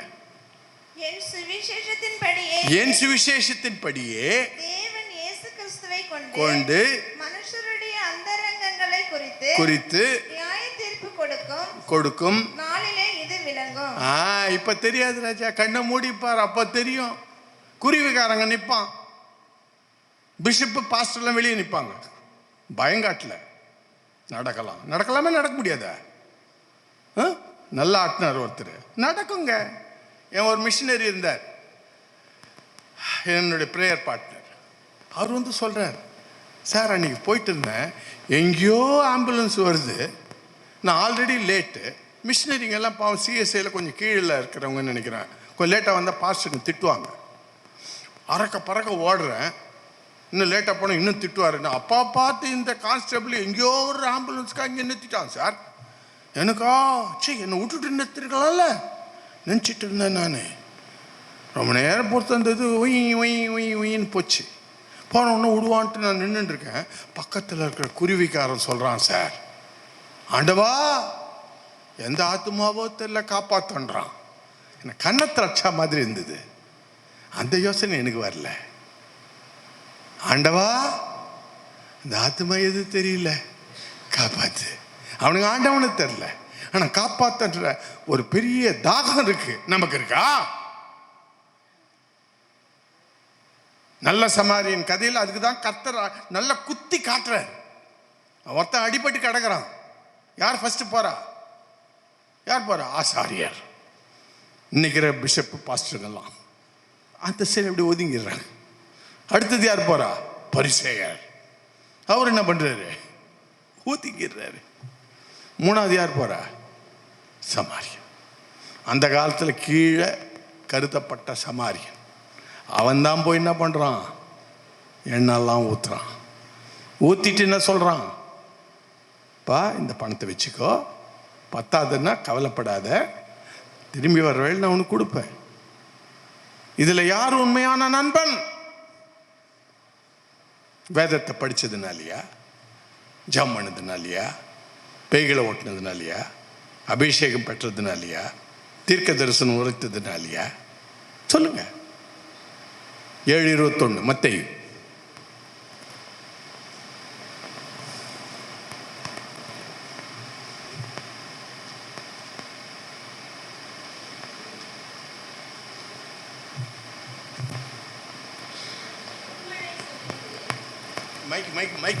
மைக் கொடுத்துருங்க. இல்லை மைக் இருக்கிறவங்க படிங்க. இல்லைம்மா 7:21 மத்தேயு. ஒரே நிமிஷங்க. மைக்கோட இருக்கிற என் பிதாவின் சித்தத்தின்படி செய்கிறவனே பரலோக ராஜ்யத்தில் பிரவேசிப்பானோ இல்லாமல் என்னை நோக்கி கர்த்தாவே கர்த்தாவே என்று சொல்லுகிறவன் அதில் பிரவேசிப்பதில்லை. ஒரே நிமிஷம். இப்ப ரெண்டு நம்ம யோசிக்கணும். என் பிதாவின் சித்தத்தை செய்யறவன் தான் உள்ள போவானே தவிர கர்த்தாவே கர்த்தாவின்னு சொல்றவன் வரமாட்டான். கர்த்தாவே கர்த்தாவின்னு சொல்றது யாரு? கிறிஸ்தவ. கரெக்டா? முஸ்லிமா சொல்லுவான். யார் சொல்லுவா? ஆனா என்ன சொல்றாரு அவரு? அவன் வரமான. ஏன்னா என்னுடைய பிதாவின் சித்தத்தை செய்யல. பிதாவின் சித்தம் என்னன்றது கடைசியா வரும். ஏன்னா அது ரொம்ப முக்கியம் நமக்கு. அடுத்தது, அந்நாளிலே அநேகர் என்னை நோக்கி கர்த்தாவே கர்த்தாவே உமது நாமத்திலே தீர்க்க தரிசனம் உரைத்தோம் அல்லவா, உமது நாமத்தினாலே பிசாசுகளை துரத்தினோம் அல்லவா, உமது நாமத்தினாலே அநேக அற்புதங்களை செய்தோம் அல்லவா என்பார்கள். அப்பொழுது நான் ஒரு காலம் உங்களை அறியவில்லை. அக்கிரமம் செய்கிறவர்களே, அக்கிரம செய்கைக்காரர்களே உங்களை விட்டு அகன்று போங்கள், என்னை விட்டு அகன்று போங்கள் என்று அவர்களுக்கு சொல்லுவேன். ஆகையால் நான் சொல்லிய இப்ப வராது. அதனால நீங்க என்ன இவங்க யாரு? தீர்க்க தரிசனம் உரைத்தது, பிசாசுகளை ஓட்டினது, அற்புதங்களை அடையாளங்களை செஞ்சது, இதெல்லாம் நம்ம வரம் கேட்கிறோம். இதெல்லாம் செஞ்சது யாரு? ஊழியக்காரங்க. இவங்களெல்லாம் பார்த்தா என்ன சொல்லுவாராம் தெரியாது. அக்கிரம செய்கிறார்களே போங்க. ஏன்னா எனக்கு என்ன தேவையோ அது செய்ய மாட்டீங்க. என்னது தேவை? அடுத்தது இப்ப படிங்க. ஆகையால் வந்தாவே ஜாகிரதை ஆயிடணும். அப்ப என்னமோ ஒரு எதிர்பார்க்கிறார். ஆகையால் நான் சொன்ன இந்த வார்த்தைகளை கேட்டு இவர்களின்படி செய்கிறவன் எவனோ அவனை தான் நான் கண்மனையின் மேல் என் வீட்டை கட்டின புத்தியுள்ள மனுஷனுக்கு ஒப்பிடுவேன். இதுல இருந்து என்ன தெரியுது? நாங்க ஆண்டவருடைய சித்தம் ரொம்ப ஈஸியா சொல்லிடுறேன். இப்ப டக்குன்னு போயிடலாம். இன்னொரு ஹாஃப் அன் அவர் தான் எனக்கு இருக்கு. என்ன சார் குழப்பறீங்க? அவர் என்ன சார் எதிர்பார்க்கிறாரு? ரொம்ப சிம்பிள் ராஜா. நம்மள அரசாள்றதுக்காக கொண்டு வர்றார். நம்மளுக்கு எதுக்காக இங்க தயார் பண்றாரு? அரசாள. அது யாருக்கு தெரியாது? பேதுருக்கு தெரியாது, பவுலுக்கு தெரியாது. ஏன்னா அவங்களுக்கெல்லாம் அவர் சொல்லி கொடுக்கல. பிற்காலத்தில் யோவானுக்கு சொல்றார். அதெல்லாம் நான் சொல்ல போறேன். இப்போ எப்படி நம்ம அப்பா உலக தகப்பன் நமக்கு நம்மிடத்தில் அவர் என்ன எதிர்பார்க்கிறார்ன்றத ஒரு வயசுல சொன்னாரா? 2 வயசுல சொன்னாரா? சொல்லிக்கினே இருந்தார். கரெக்டுங்களா? ஒரு 3-4 வயசு வரைக்கும் ஒன்றும் சொல்லியிருக்க மாட்டார். என்ன கிடைச்சிருக்கும் நமக்கு? முத்தமழை வந்த உடனே டேவாடான்ட்டு ஒரு முத்தம் கொடுத்துருப்பாரு. கரெக்டுங்களா? நம்ம என்ன சொல்லுவோம்? அப்பா நல்லவர், அப்பா வல்லவர். அவர் வரும்போது அவர் கையில் என்ன இருக்கு, இன்னைக்கு என்ன வாங்கிட்டு வந்தாரு? குலாப் ஜாமுன் வாங்கி வந்தாரா? அது வாங்கிட்டு வந்தார். இதை தான் பார்த்து உட்காந்து இருந்திருப்போம். இதை தான் இன்னைக்கு நம்ம பரமத்தாக எதிர்பார்த்துட்டு இருக்கோம்.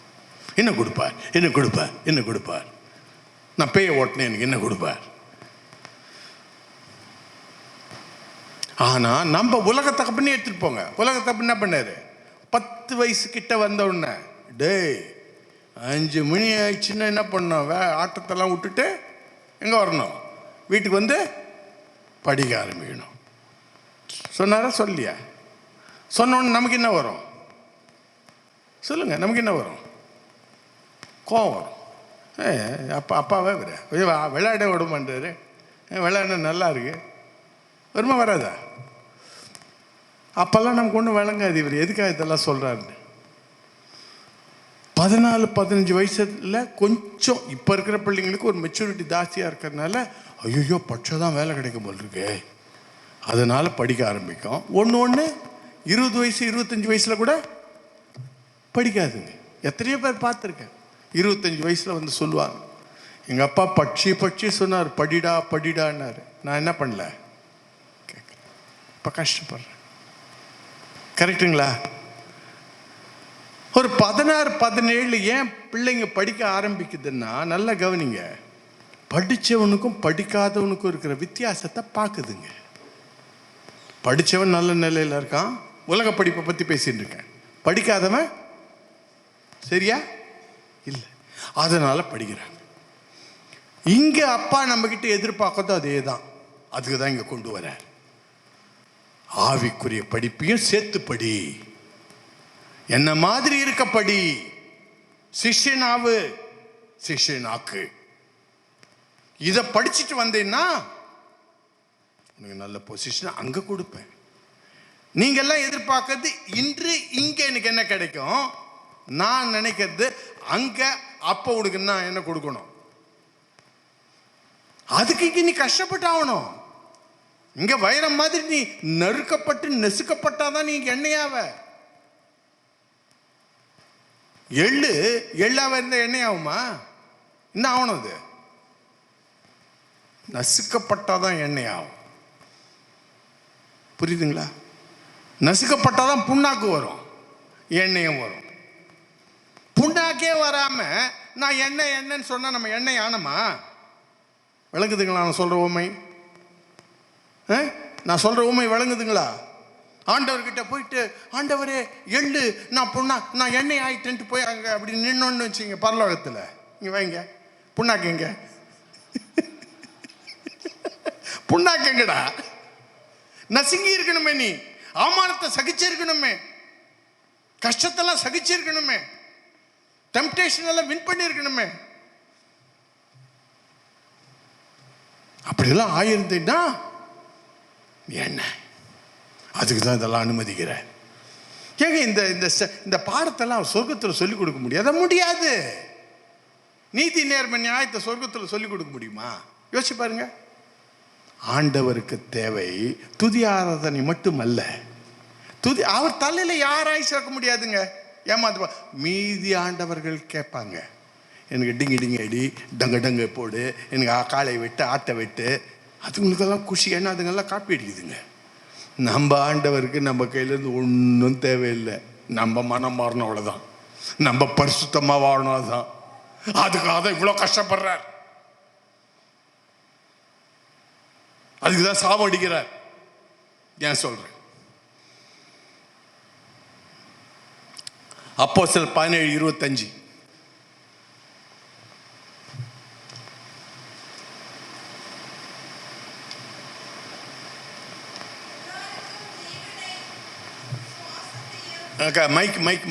மைக் இருக்கிறவங்க படிங்க.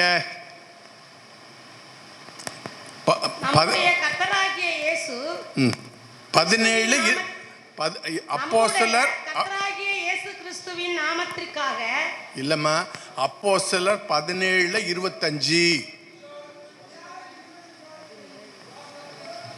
இல்லம்மா. யாரா படிங்க. ஏதாவது மைக் இருக்கிறவங்க நல்லா பார்த்து படிக்கணும். நான் அதிகாரம் சொல்றேன், வசனம் சொல்றேன், அதுக்கப்புறமா தப்பா படிச்சா எப்படி? நடுராத்திரியிலே.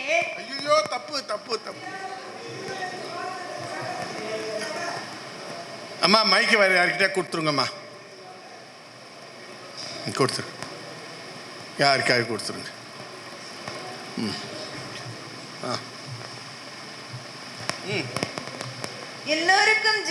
எல்லாருக்கும், முஸ்லிமுக்கும் சரி, நமக்கும் சரி, எல்லாருக்கும் ஜீவனையும் சுவாசத்தையும் உயிரை கொடுக்கிறவர், சகலத்தையும் கொடுக்கிற அவர் நமக்கு யாதொன்று தேவையானது போல மனுஷர் கைகளினால் பணிவிடை கொள்ளுகிறதும் இல்லை. எனக்கு ஒண்ணு வேண்டாம் ராஜா, நீ நல்லா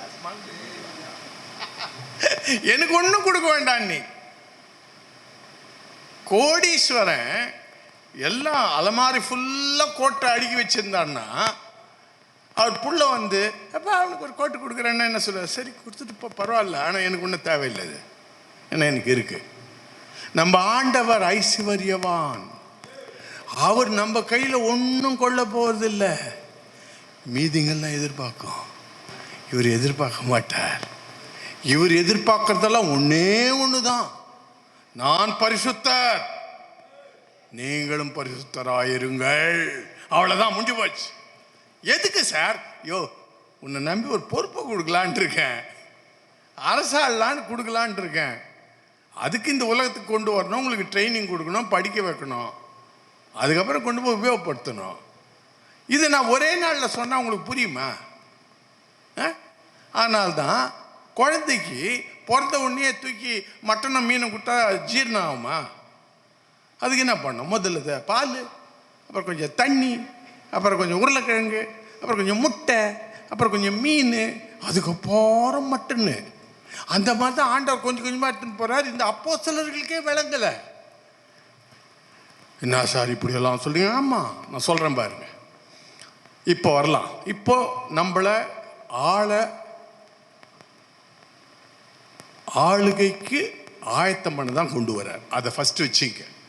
அப்போ ஆளுகை செய்யணும்னா நமக்கு என்ன தெரியுமா தேவை? அது எங்கே சொல்கிறார்? ஃபஸ்ட் அதை கேட்கணும். அது எங்கே சொல்கிறார்?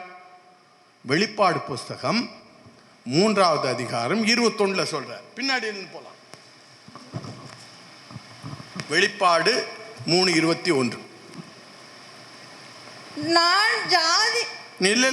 நான் ஜெயம் கொண்டு என் பிதாவினுடைய சிங்காசனத்திலே அவரோடு கூட உட்கார்ந்தது போல ஜெயம் கொள்ளுகிறவன் எவனோ அவனையும் என்னுடைய சிங்காசனத்திலே என்னோடு கூட உட்காரும்படிக்கு அருள் செய்வேன். எதுக்காக நம்மளை தகுதிப்படுத்துறார்? குழந்தையோட அவரோட கூட உக்காரணும்.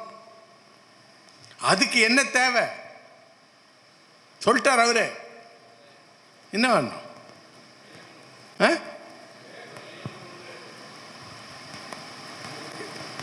என்ன நம்ம பண்ணணும்? அப்போ உட்காரணும்னா சரியா கேட்கல, அதனால தான் கேட்குறேன்.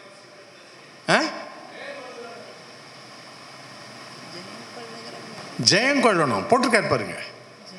ஜெயம் கொள்ளுகிறவன் எவனோ, எவன் கண்டவனுக்கு நான் கொடுக்க முடியாது. ஜெயிச்சிட்டு வரணும். நான் சிஎஸ்ஐ, நான் இசிஐ, நான் அப்போஸ்தலர் சபை. ஜெயிச்சியா நீ? நான் என்ன சொல்லியிருக்கேன்? ஜெயம் கொள்ளுகிறவன் எவனோ அவனையும். ஏன்னா இவர் என்ன பண்ணாரு? இவர் ஜெயிச்சார். நான் ஜெயம் கொண்டு, அதனால தான் அப்பாவே அவர் உட்கார வைக்கிறார். இவர் எதில் ஜெயிச்சார்? இயேசுநாதர் மரண பரியந்தம் நமக்காக உயிரை விடுறான்னு உயிரை விட்டார். இது எப்ப திட்டம் போடுறார் தெரியுமா? அப்பா இவர் மரண பரியந்தம் போனோன்ட்டு உலகம் உருவாக்கு முன்னாடி திட்டம் போடுறாரு. அப்ப அவரோட கூட இருந்து சொல்றாரு, முதல் பேரான குமாரனே, நான் ஒன்று உருவாக்க போறேன். இதுங்கெல்லாம் சாப்பிடக்கூடாதுன்னா போய் சாப்பிடும், சாவோம். ஆனாலும் மனம் திரும்பி உருப்படுறோன்னு நான் எடுத்துகிட்டு வந்து உபயோகப்படுத்தணும். அரசாங்கத்தில் உட்கார வைக்கணும். அதுக்காக நீ உயிரை கொடுக்கணும். ஏன் உயிரை கொடுக்கணும்? நான் அப்புறம் வரேன். அதுக்கு நீ சாகணும், அதுக்கு நீ போய் ஆகணும். நான் ஒரு டைமை ஃபிக்ஸ் பண்ணுவேன். அந்த சமயத்தில் நீ போயிட்டு உயிரை கொடுத்துட்டு வந்து உனக்கு முன்னாடி இருந்தவங்களுக்கும் அன்னைக்கு இருக்கிறவங்களுக்கும் அதுக்கு பின்னாடி வர்றவங்களுக்கும் சேர்த்து பாவம் பண்ணி கொடுத்துட்டு வரணும். அப்போதான் நான் எடுத்துக்க முடியும். அதை அவர் செஞ்சதுனால அவர் ஜெயிச்சார். நான் ஜெயம் கொண்டு என்ன உட்கார வச்சுட்டார்ப்பா. என் பிதாவின் சிங்காசனத்திலே அமர்ந்தது போல. அடுத்து என்ன சொல்றேன்? உங்களெல்லாம் உட்கார வைக்கணும், நம்மளெல்லாம் உட்கார வைக்கணும்னா ஜெயம் கொள்ளுகிறவன் எவனோ அவனையும் என்னோடு கூட சிங்காசனத்திலே அமர அருள். இப்ப நம்ம எல்லாம் இத பாருங்க, வேதத்தை தியானிக்காம ஆன்சர் கிடைக்காது. கேள்வி கேட்காம விடைகள் கிடைக்காது. அது எங்கெங்கெல்லாம் வெளிப்படுத்துறோ அதை வச்சு யோசிக்க ஆரம்பிக்கணும். அப்போ அரசாளம்னா என்ன தேவை? எங்க நன்மை தீமையே தெரியலன்னா அரசாள முடியுமா? இது செஞ்சா நல்லதுல முடியும், அது செஞ்சா தீமையில முடியும்னு எனக்கு தெரியலன்னா நான் என்ன போய் அரசாங்கத்தில் உட்கார வைக்க முடியுமா? பார்த்து தெரியணும். அடுத்தது, தெரிஞ்சவன் நல்லபடியாக அதை யூஸ் பண்ணணும். தப்பா யூஸ் பண்ணணும்னா மனம் திரும்பி வர்றவனா பார்த்து அவங்ககிட்ட கொடுக்கணும். சரி, நன்மை தீமை தெரியாம அரசாள முடியாது என்பதை எங்கு சொல்லி இருக்கிறார்னு பார்த்தீங்கன்னா 1 ராஜாக்கள் 3:9 சொல்றார். படிங்க.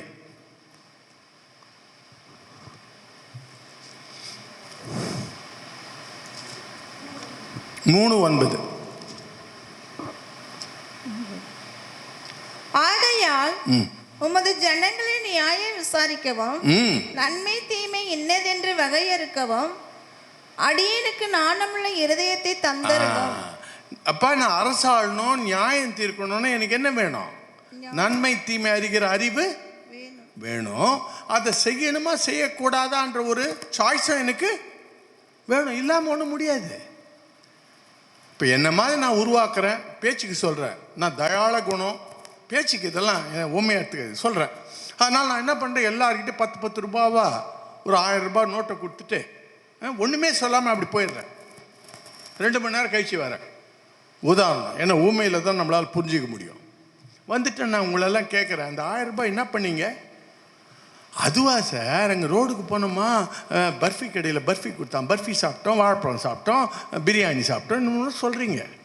நான் சொல்கிறேன், ஐயோ நான் எதிர்பார்த்தது நீங்கள் ஏழைங்களுக்கு தான தர்மம் பண்ணியிருப்பீங்கல்ல, நான் எதிர்பார்த்தேன். இன்னும் சொன்னால் நீங்கள் என்ன சொல்லுவீங்க? மக்கு அது சொல்லிட்டு போயிருக்க வேண்டாம். கேட்பீங்களா கேட்க மாட்டீங்களா? சொல்லிட்டு போயிருந்தா நாங்கள் பண்ணியிருப்போமே அணு. அடுத்த ஓமை, 1000 ரூபாய் கொடுத்து தான தர்மம்லாம் பண்ணுங்கன்னு சொல்லிட்டு போயிட்டு வரேன். அதுக்கு பண்ணீங்களான்னு கேட்குறேன். என்ன சார் விளையாடுறீங்க, எல்லாம் சொன்னீங்க, கதுவெல்லாம் பூட்டிட்டு போயிட்டீங்களே சார், வெளியே போக முடியல சார். அவன் அம்மா தாய் என் கத்தின்னு போனான், காலத்தில் சத்தம் தான் கட்சி, வெளியே போக முடியல. சாய்ஸ் கொடுக்கல, சாய்ஸு கொடுக்கல. சரி, 3வது ஓமை, கதுவன் திறந்து வச்சுட்டேன், 1000 ரூபாய் கொடுத்துட்டேன், தான தர்மம் பண்ணுங்கன்னுட்டேன். 8 மணி நேரம் கழிச்சு வரேன், எல்லாம் பண்ணியிருப்பீங்கன்னு நினைக்கிறீங்க? எத்தனை பேர் சுருட்டிட்டு இருப்போம். பண்ணியிருப்போமா பண்ணியிருக்க மாட்டோமா? கொடுத்துட்டோம் சார், பண்ணிட்டோம் சார். இதை தான் பார்க்குறார் ஆண்டவர், இதை தான் சோதிக்கிறார். நான் சொன்னதை செஞ்சேன்னா பாவம் வரல, சொன்னதை செய்யலைன்னா பாவம். இந்த அரசாணையில் உட்கார வைக்க போறாருன்ற ரகசியத்தை வெளிப்பாடு புஸ்தகத்தில் யாருக்கு சொல்றாரு? அவரு யோவானுக்கு சொல்றாரு, பத்மாஸ் தீவில். அது எந்த வருஷம் தெரியுமா? இப்போதான் வருஷத்துக்கு வரும், கவனிங்க. இது எந்த வருஷம் தெரியுமா? 95. பேதுருவும் பவுலும் இறந்தது எப்போ தெரியுங்களா? அப்போ அவங்களுக்கு இந்த ரகசியம் தெரிஞ்சிருக்குமா? அப்போ அவங்களுக்கு தெரிஞ்சுட்டு அவங்க எழுதி வச்சுட்டு போகிறாங்க. நம்ம அதுக்கு மேலே படிக்கணும். விளங்குதுங்களா? அப்போ ஏங்க ஆண்டவர் பவுல் மூலமாக இந்த மாதிரி அரையும் குறையுமா கொடுத்தாரு? கொடுக்கல. அவர் என்ன பண்ணுறாரு, ஸ்கூலில் சேருடா பிள்ளைங்களை, சேர்ந்த பிறகு நான் பேசுவேன். ஒரு பர்ஃபி கடைக்கு போயிருந்தாங்க டி நகரில். ஆண்டு விழா, ஒரு பர்ஃபி வாங்கினால் ஒரு பர்ஃபி இலவசம்னு போட்டிருந்தான். சரி, நான் உள்ளே போயிட்டு எந்த பர்ஃபி வாங்கினா எந்த பர்ஃபி இலவசம்னா அது ஒரு வாரத்துக்கு முன்னே முடிஞ்சிச்சேன்னா, பின்ன ஏன் போர்டை போட்டு வச்சிருக்கேன், அப்போ தானே உள்ளே வருவான்றான். ஆண்டவர் என்ன சொல்றார்? கர்த்தர் நல்லவர் என்பதை ருசித்து பாருங்கள். அதுக்கு தான் அற்புத அடையாளம், அது முடிவு அல்ல உள்ள இழுக்கிறதுக்கு. உள்ள வந்து சர்ச்சில் உட்காந்துட்டானா, இப்ப ஆரம்பியும் போதனைய, பாவம் எனக்கு பிடிக்காது. கட்டளைகளை மீறுவதே பாவம். 1 யோவான் 3:4 படி.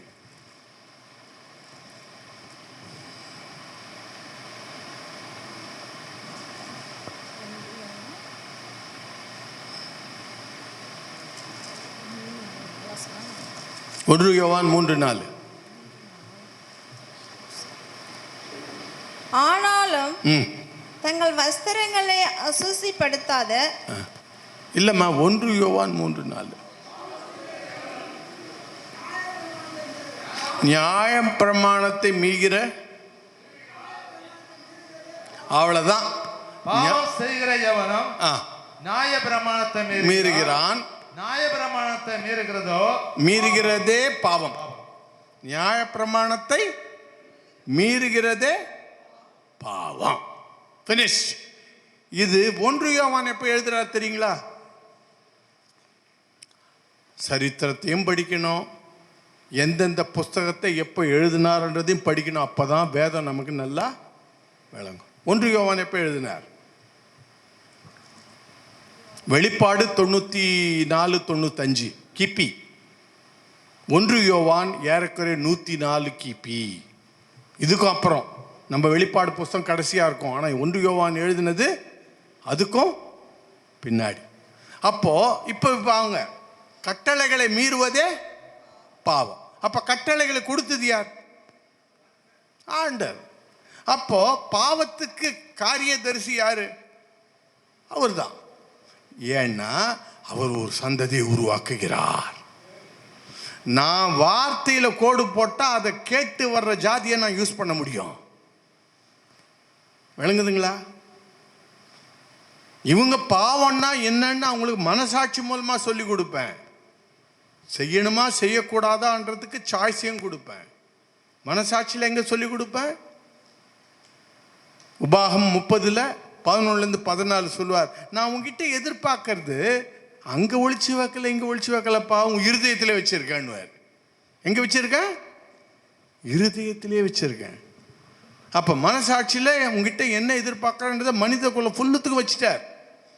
செய்யணுமா செய்யக்கூடாதா அதையும் உங்க கையிலே கொடுத்துட்டேன். உபாகம் 30:19, நீ ஜீவனையும் மரணத்தையும் ஆசீர்வாதத்தையும் சாபத்தையும் உனக்கு முன்பே வைத்தேன் என்று சொல்லி நீயும் உன் சந்ததியும் பிழைக்கும்படிக்கு நீ ஜீவனை தெரிந்து கொண்டு. நீ ஜீவனை தெரிஞ்சுக்கினா நான் உனக்கு தெரிஞ்சுப்பேன். சும்மா என்ன முன் குறிச்சிட்டார்னு போகாதீங்க. அவர் குறிக்கணும். என் ஆடுகள் என் சத்தத்தை கேட்கும், அவைகளை நான் அறிந்திருக்கிறேன்.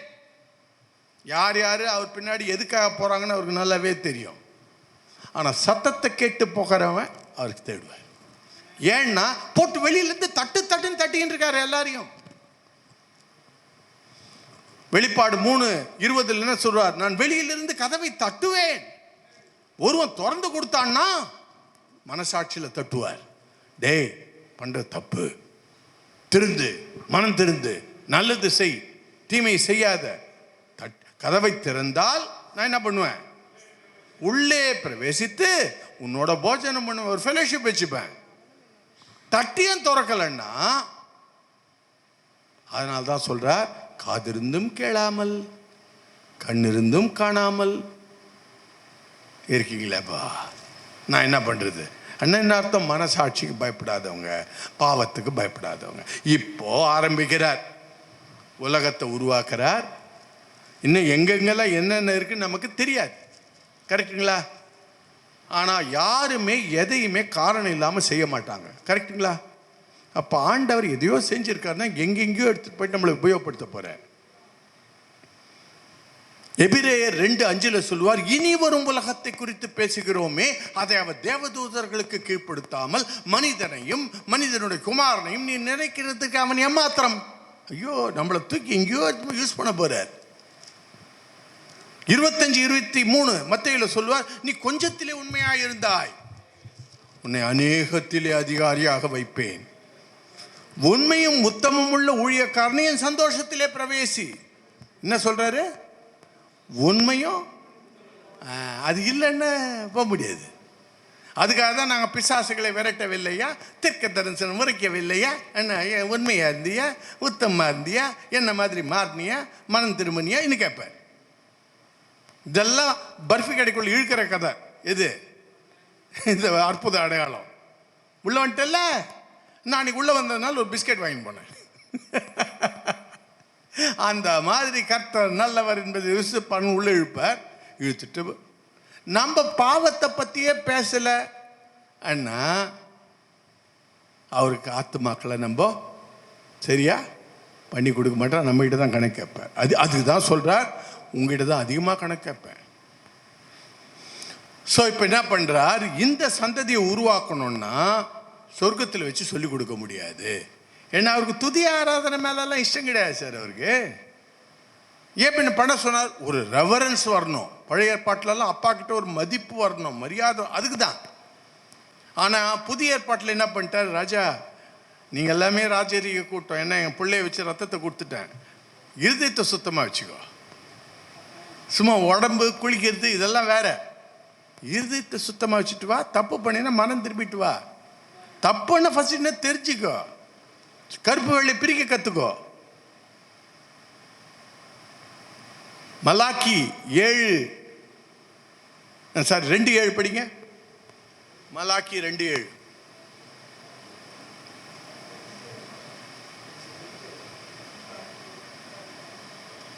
மலாக்கிக்கு என்ன சொல்ல? மல்கியா. ஒரு என்னங்க?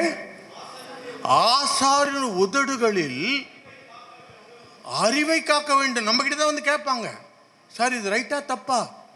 அறிவை காக்க வேண்டும். மேல வேதத்தை அவர்கள் வாயிலே தேடுவார்களே. தூதன் 10 வரைக்கும் படிங்க.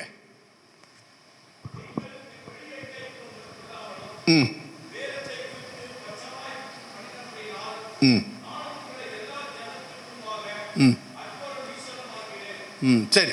ஸோ இதுலேருந்து என்ன தெரியுதுன்னா, நம்ம கிட்ட தான் அவங்க எல்லாம் இந்த வேதத்தை நம்மகிட்ட கொடுத்ததுனால நம்மகிட்ட தான் வந்து கேட்பாங்க. அதை நம்ம சொல்கிறதுக்கு தயாராக இருக்கணும்.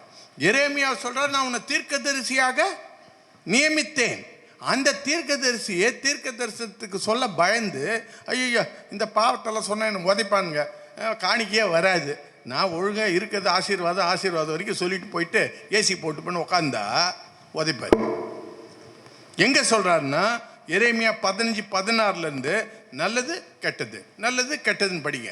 எரேமியா 15:16 படிங்க.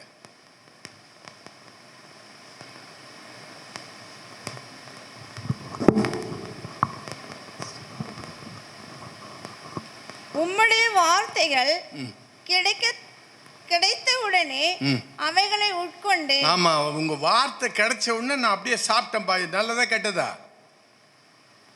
நல்லதா கெட்டதா? நல்லது. அதான் கேட்கல, கெட்டது வரும், அது கெட்டது சொல்லணும் நீங்க. இது நல்லது. அடுத்தது, உம்முடைய வார்த்தைகள் எனக்கு சந்தோஷமும் என் இருதயத்துக்கு மகிழ்ச்சியுமாய் இருந்தது. இது நல்லதா கெட்டதா? நல்லது. நல்லது. மேல, சேனைகளின் தேவனாகிய கர்த்தாவே, உம்முடைய நாமம் எனக்கு தரிக்கப்பட்டு இருக்கிறது. நல்லதா கெட்டதா?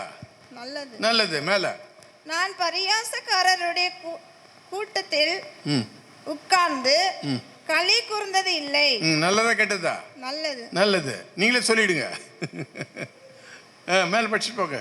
உமது கரத்தின் நிமித்தம் தனித்து உட்கார்ந்தேன். ஆமா, நல்லதா கெட்டதா?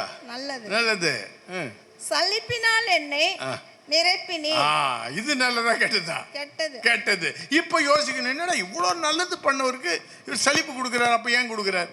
அப்ப நம்ம இதுல இருந்து ஏதோ கற்றுக்கொள்ள வேண்டியது இருக்கு. ஐயோ சலிப்பு கொடுக்கிறார், நமக்கு சலிப்பு கொடுப்பார். அப்போ அவருக்கு கொடுத்த கர்த்தர் நமக்கு கொடுக்கும்போது எதுக்காக கொடுக்கிறார்ன்றது யோசிக்கணும். படிங்க. என் நோவு நித்திய காலமாகவும் என் காயம் ஆறாத கொடிய புண்ணாகவும் இருப்பானே. இது நல்லதா கெட்டதா? கெட்டது. எனக்கு புண்ணை கொடுக்குறாரு, நோவை கொடுக்குறாரு, ஆற வர மாட்டேது. நான் ஜபம் பண்றேன், விட மாட்டாரு, கொடுத்துனே இருக்காரு. நீர் எனக்கு நம்பப்படாத ஊற்றை போலவும் வற்றி போகிற ஜலத்தை போலவும் இருப்பீரோ. என்னங்க காணல் நீர் மாதிரி இருக்கீங்க, கிட்ட போனா தண்ணியை காணும், உங்களை நம்பி நான் வரேன். நல்லதா கெட்டதா? கெட்டது. பஸ்ட் போங்க. இது நிமித்தம் நீ திரும்பினால். இப்ப வரார். உனக்கு ஏன் சலிப்பை கொடுத்தேன், உனக்கு ஏன் காணல் நீர் மாதிரி இருந்தேன், நான் ஏன் உன் நோயை சரி பண்ணல, இத நிமித்தம் நீ திரும்பினால். நீ நான் சொல்றது நீ சொல்ல மாட்டேன்ற, நீ நமக்கும் எச்சரிக்கிறார். பாவத்தை பாவமா சொல்லு, அவன் அழிஞ்சு போறது எனக்கு விருப்பம் அல்ல. நீ சொல்லலைன்னா உனக்கு இதெல்லாம் அலோவ் பண்ணுவேன். உன்னை திரும்ப சீர்படுத்துவேன். நீ நான் சொன்னதை நீ சொன்னீன்னா நான் உன்னை சீர்படுத்துவேன். முகத்துக்கு முன்பாக நிலைத்து இருப்பாய். என் முகத்துக்கு முன்பாக. அப்பதான் பாஸ்டரா இருப்ப நீ. போதும். எசேக்கியேல் 3:17-21.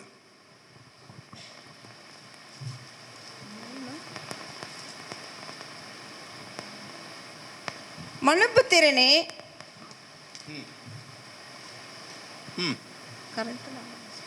படிங்க. 3:17-21.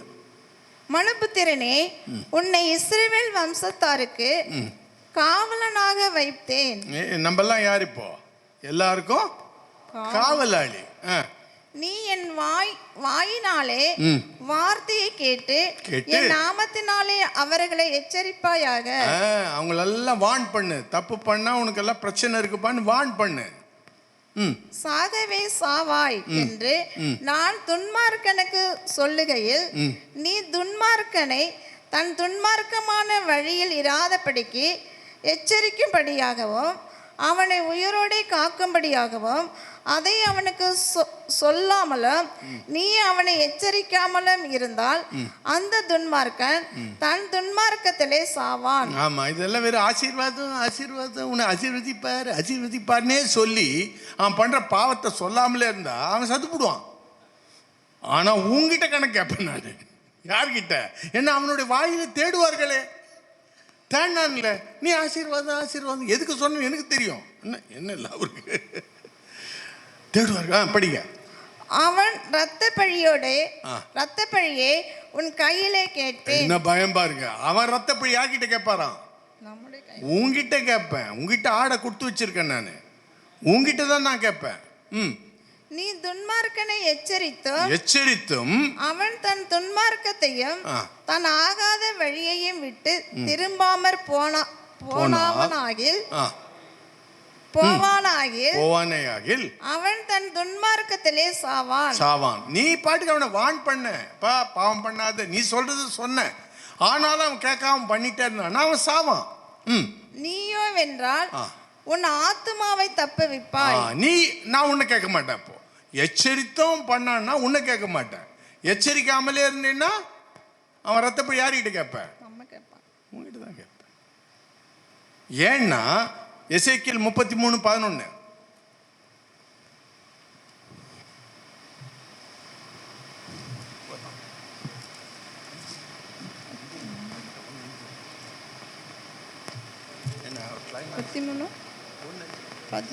கர்த்தராகிய ஆண்டவர் உரைக்கிறது என்னவென்றால், நான் துன்மார்க்கனுடைய மரணத்தை விரும்பாமல் துன்மார்க்கன் தன் வழியை விட்டு திரும்பி பிழைப்பதையை விரும்புகிறேன் என்று என் ஜீவனை கொண்டு சொல்லுகிறேன். போதும்மா.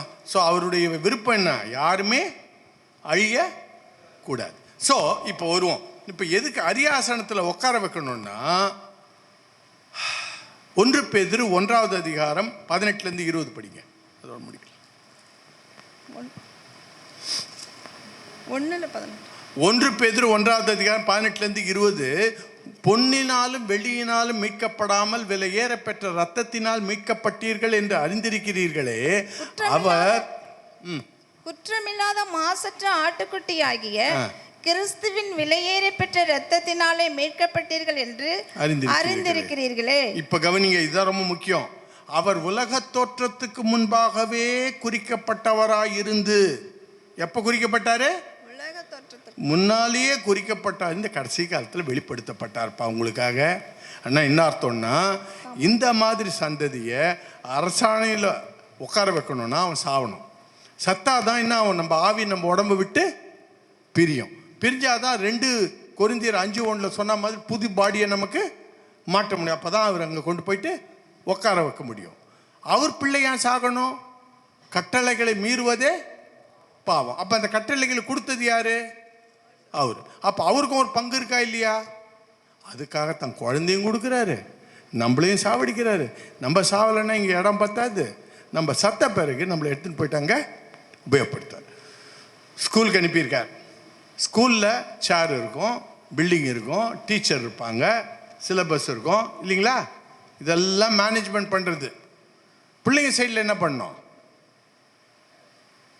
பிள்ளைங்க சைடில் ஃபீஸை கட்டணும், படிக்கணும். கரெக்டுங்களா? இங்கே இருக்கிற ஸ்கூலுக்கு இவ்வளோ ஃபீஸ் வாங்குறானுங்க. சொர்க்கத்துக்கு போகிற ஸ்கூலுக்கு ஃபீஸ் நம்மளால் கட்ட முடியுமா? அதையும் அவர் தன் குமாரனுடைய ரத்தத்தை வச்சு கட்டிடுறார். ஸ்கூலை கட்டினதும் அவர் தான், ஆவியானவர் சொல்லி கொடுக்குற போதகராகவும் அவர் தான் இருக்கார், சிலபஸை கொடுத்துட்டாரு, எல்லாம் அவர் பண்ணிட்டார். இப்போ நம்ம பண்ண வேண்டியது என்ன?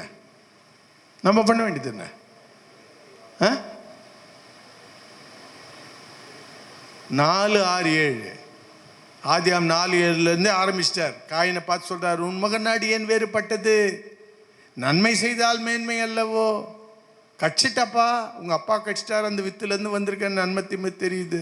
நான் என்ன எதிர்பார்க்குறேன்? நன்மை செய்தால் மேன்மை அல்லவோ? நன்மை செய்யாதிருந்தால் பாவம் வாசப்படியில் படுத்துருக்கும். அவன் ஆசை ஒன்று பிடிச்சின்னு இருக்கும். நீ அவனை ஆண்டு கொள்ளுவாய், இதனால் தான் ஜெயம் கொள்ளணும். அப்போ பாவத்தை ஜெயிக்கணும், சுயத்தை ஜெயிக்கணும், உலகத்தை ஜெயிக்கணும், இச்சையை ஜெயிக்கணும். நம்ம சிலபஸ் எவ்வளோ இருக்கு பாருங்க. இதெல்லாம் ஜெயிச்சு நீ ஃபஸ்ட்டு சிஷ்யனாகும், அதுக்கப்புறம் மற்றவங்களையும் சிஷ்யனாகும். தானியேல் 12வது அதிகாரம் 2:3 சொல்லுவார், பூமியின் தூளிலே நித்திரை செய்கிறவர்களாகிய சிலர் நித்திய நிந்தைக்கும் சிலர் நித்திய வெளிச்சத்துக்கும் விழித்து எழுந்திருப்பார்கள். பாஸ் ஃபெயிலு சொல்லி கொடுத்துட்டேன். ஞானவான்கள் பயந்தவன்க ஆகாய மண்டலத்து ஒளியை போலவும், மற்றவர்களை நீதிக்கு நடத்தினவர்கள் நம்மெல்லாம் நடத்தி இருந்தா நட்சத்திரங்களைப் போலவும் என்றென்றைக்கும் பிரகாசிப்பார்கள். அந்த பொக்கிஷத்தை தான் நம்ம கிட்ட கொடுத்துருக்காரு. ஒரு நட்சத்திரம், ஒரு டைமண்ட் ஆகணுன்னாவே இவ்வளோ கஷ்டப்பட்ட சகிக்கணுமே. நட்சத்திரம் ஆகணும் எவ்வளோ சகிக்கணும், எவ்வளோ ஜெயிக்கணும். இதுக்கு தான் இங்கே கொண்டு வரார், பேட்ச் பேட்சாக கொண்டு வரார். அப்போஸ்தலர் 17:26 சொல்லுவார், ஒரே இரத்தத்தினாலே தோன்ற பண்ணி அவனவன் காலத்தையும் அவனவன் எல்லைகளையும் நான் குறித்து வைத்திருக்கிறேன். நரேந்திரநாத்துக்கு 1952 பேட்ச். நான் எப்போ முடிப்பார் தெரியாது. ஏன்னா எங்கள் கொள்ளு தாத்தா உயிரோடு இருந்தால் நான் வர முடியாது, நான் போகலன்னா என் கொள்ளு பேரன் வர முடியாது. அவர் பேட்ச் பேட்சாக இறங்குறார். சாவலைன்னா நமக்கு உத்தியோகம் கிடைக்காது. ஸ்கூலை விட்டு வெளியே போனால் தான் உத்தியோகம். ஸ்கூலு ஒழுங்காக படிங்க. ஒரு மூட்டை தூக்கி ஒரு அப்பா, நமக்கு இப்போல்லாம் சைனாக்காரங்கெல்லாம் அதான் பண்ணுறாங்களாம். இந்த குழந்தைங்கள்லாம் சரியாக படிக்கிறது இல்லைன்னுட்டு படம் காட்டுறாங்களாம். உங்கள் அப்பாங்கெல்லாம் எவ்வளோ கஷ்டப்பட்டு தொங்கி இங்கெல்லாம் வேலை செய்கிறாங்க, ஸ்விக்கி மாதிரிலாம் ஓட்டி எப்படியெல்லாம் கஷ்டப்பட்டு வேலை செய்கிறாங்க. குழந்தைங்க கண்ணில் தண்ணி வருதான். அதெல்லாம் பார்த்தோன்னே, ஐயோ எங்கள் அப்பா இவ்வளோ கஷ்டப்பட்டா படிக்க வைக்கிறார், ஃபீஸ் கட்டுறாருன்னு. அந்த குழந்தைங்களுக்கு அவங்க அப்பா படுற கஷ்டத்தை பார்த்தா கண்ணில் தண்ணி வந்து படிக்குதுங்களே. ரத்தத்தை சிந்தி நம்ம அப்பா நம்மளை படிக்க வைக்கிறாருன்னா நம்ம கண்ணில் எவ்வளோ தண்ணி வந்து எவ்வளோ படிக்கணும் நீங்கள் யோசிங்க.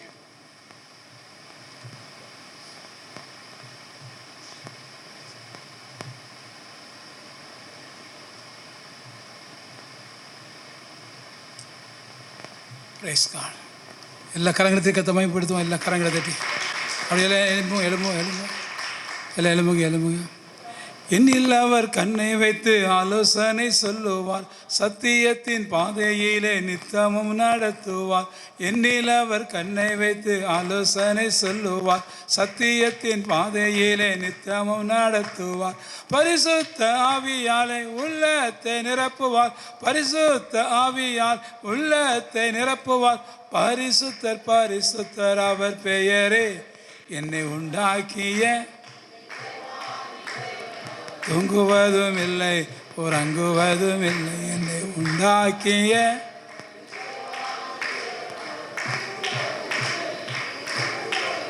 அல்லேலூயா. எவ்வளவு அருமையான சத்தியம், எவ்வளோ ஆழமான சத்தியம், எவ்வளோ விரிவான சத்தியம். ஒரு பைபிள் காலேஜ், சர்வகலாசாலை, யூனிவர்சிட்டி போயிட்டு இருந்த மாதிரி இருப்போம். அப்படி தானே? பாதி பேருக்கு புரிஞ்சு பாதி பேருக்கு புரியல.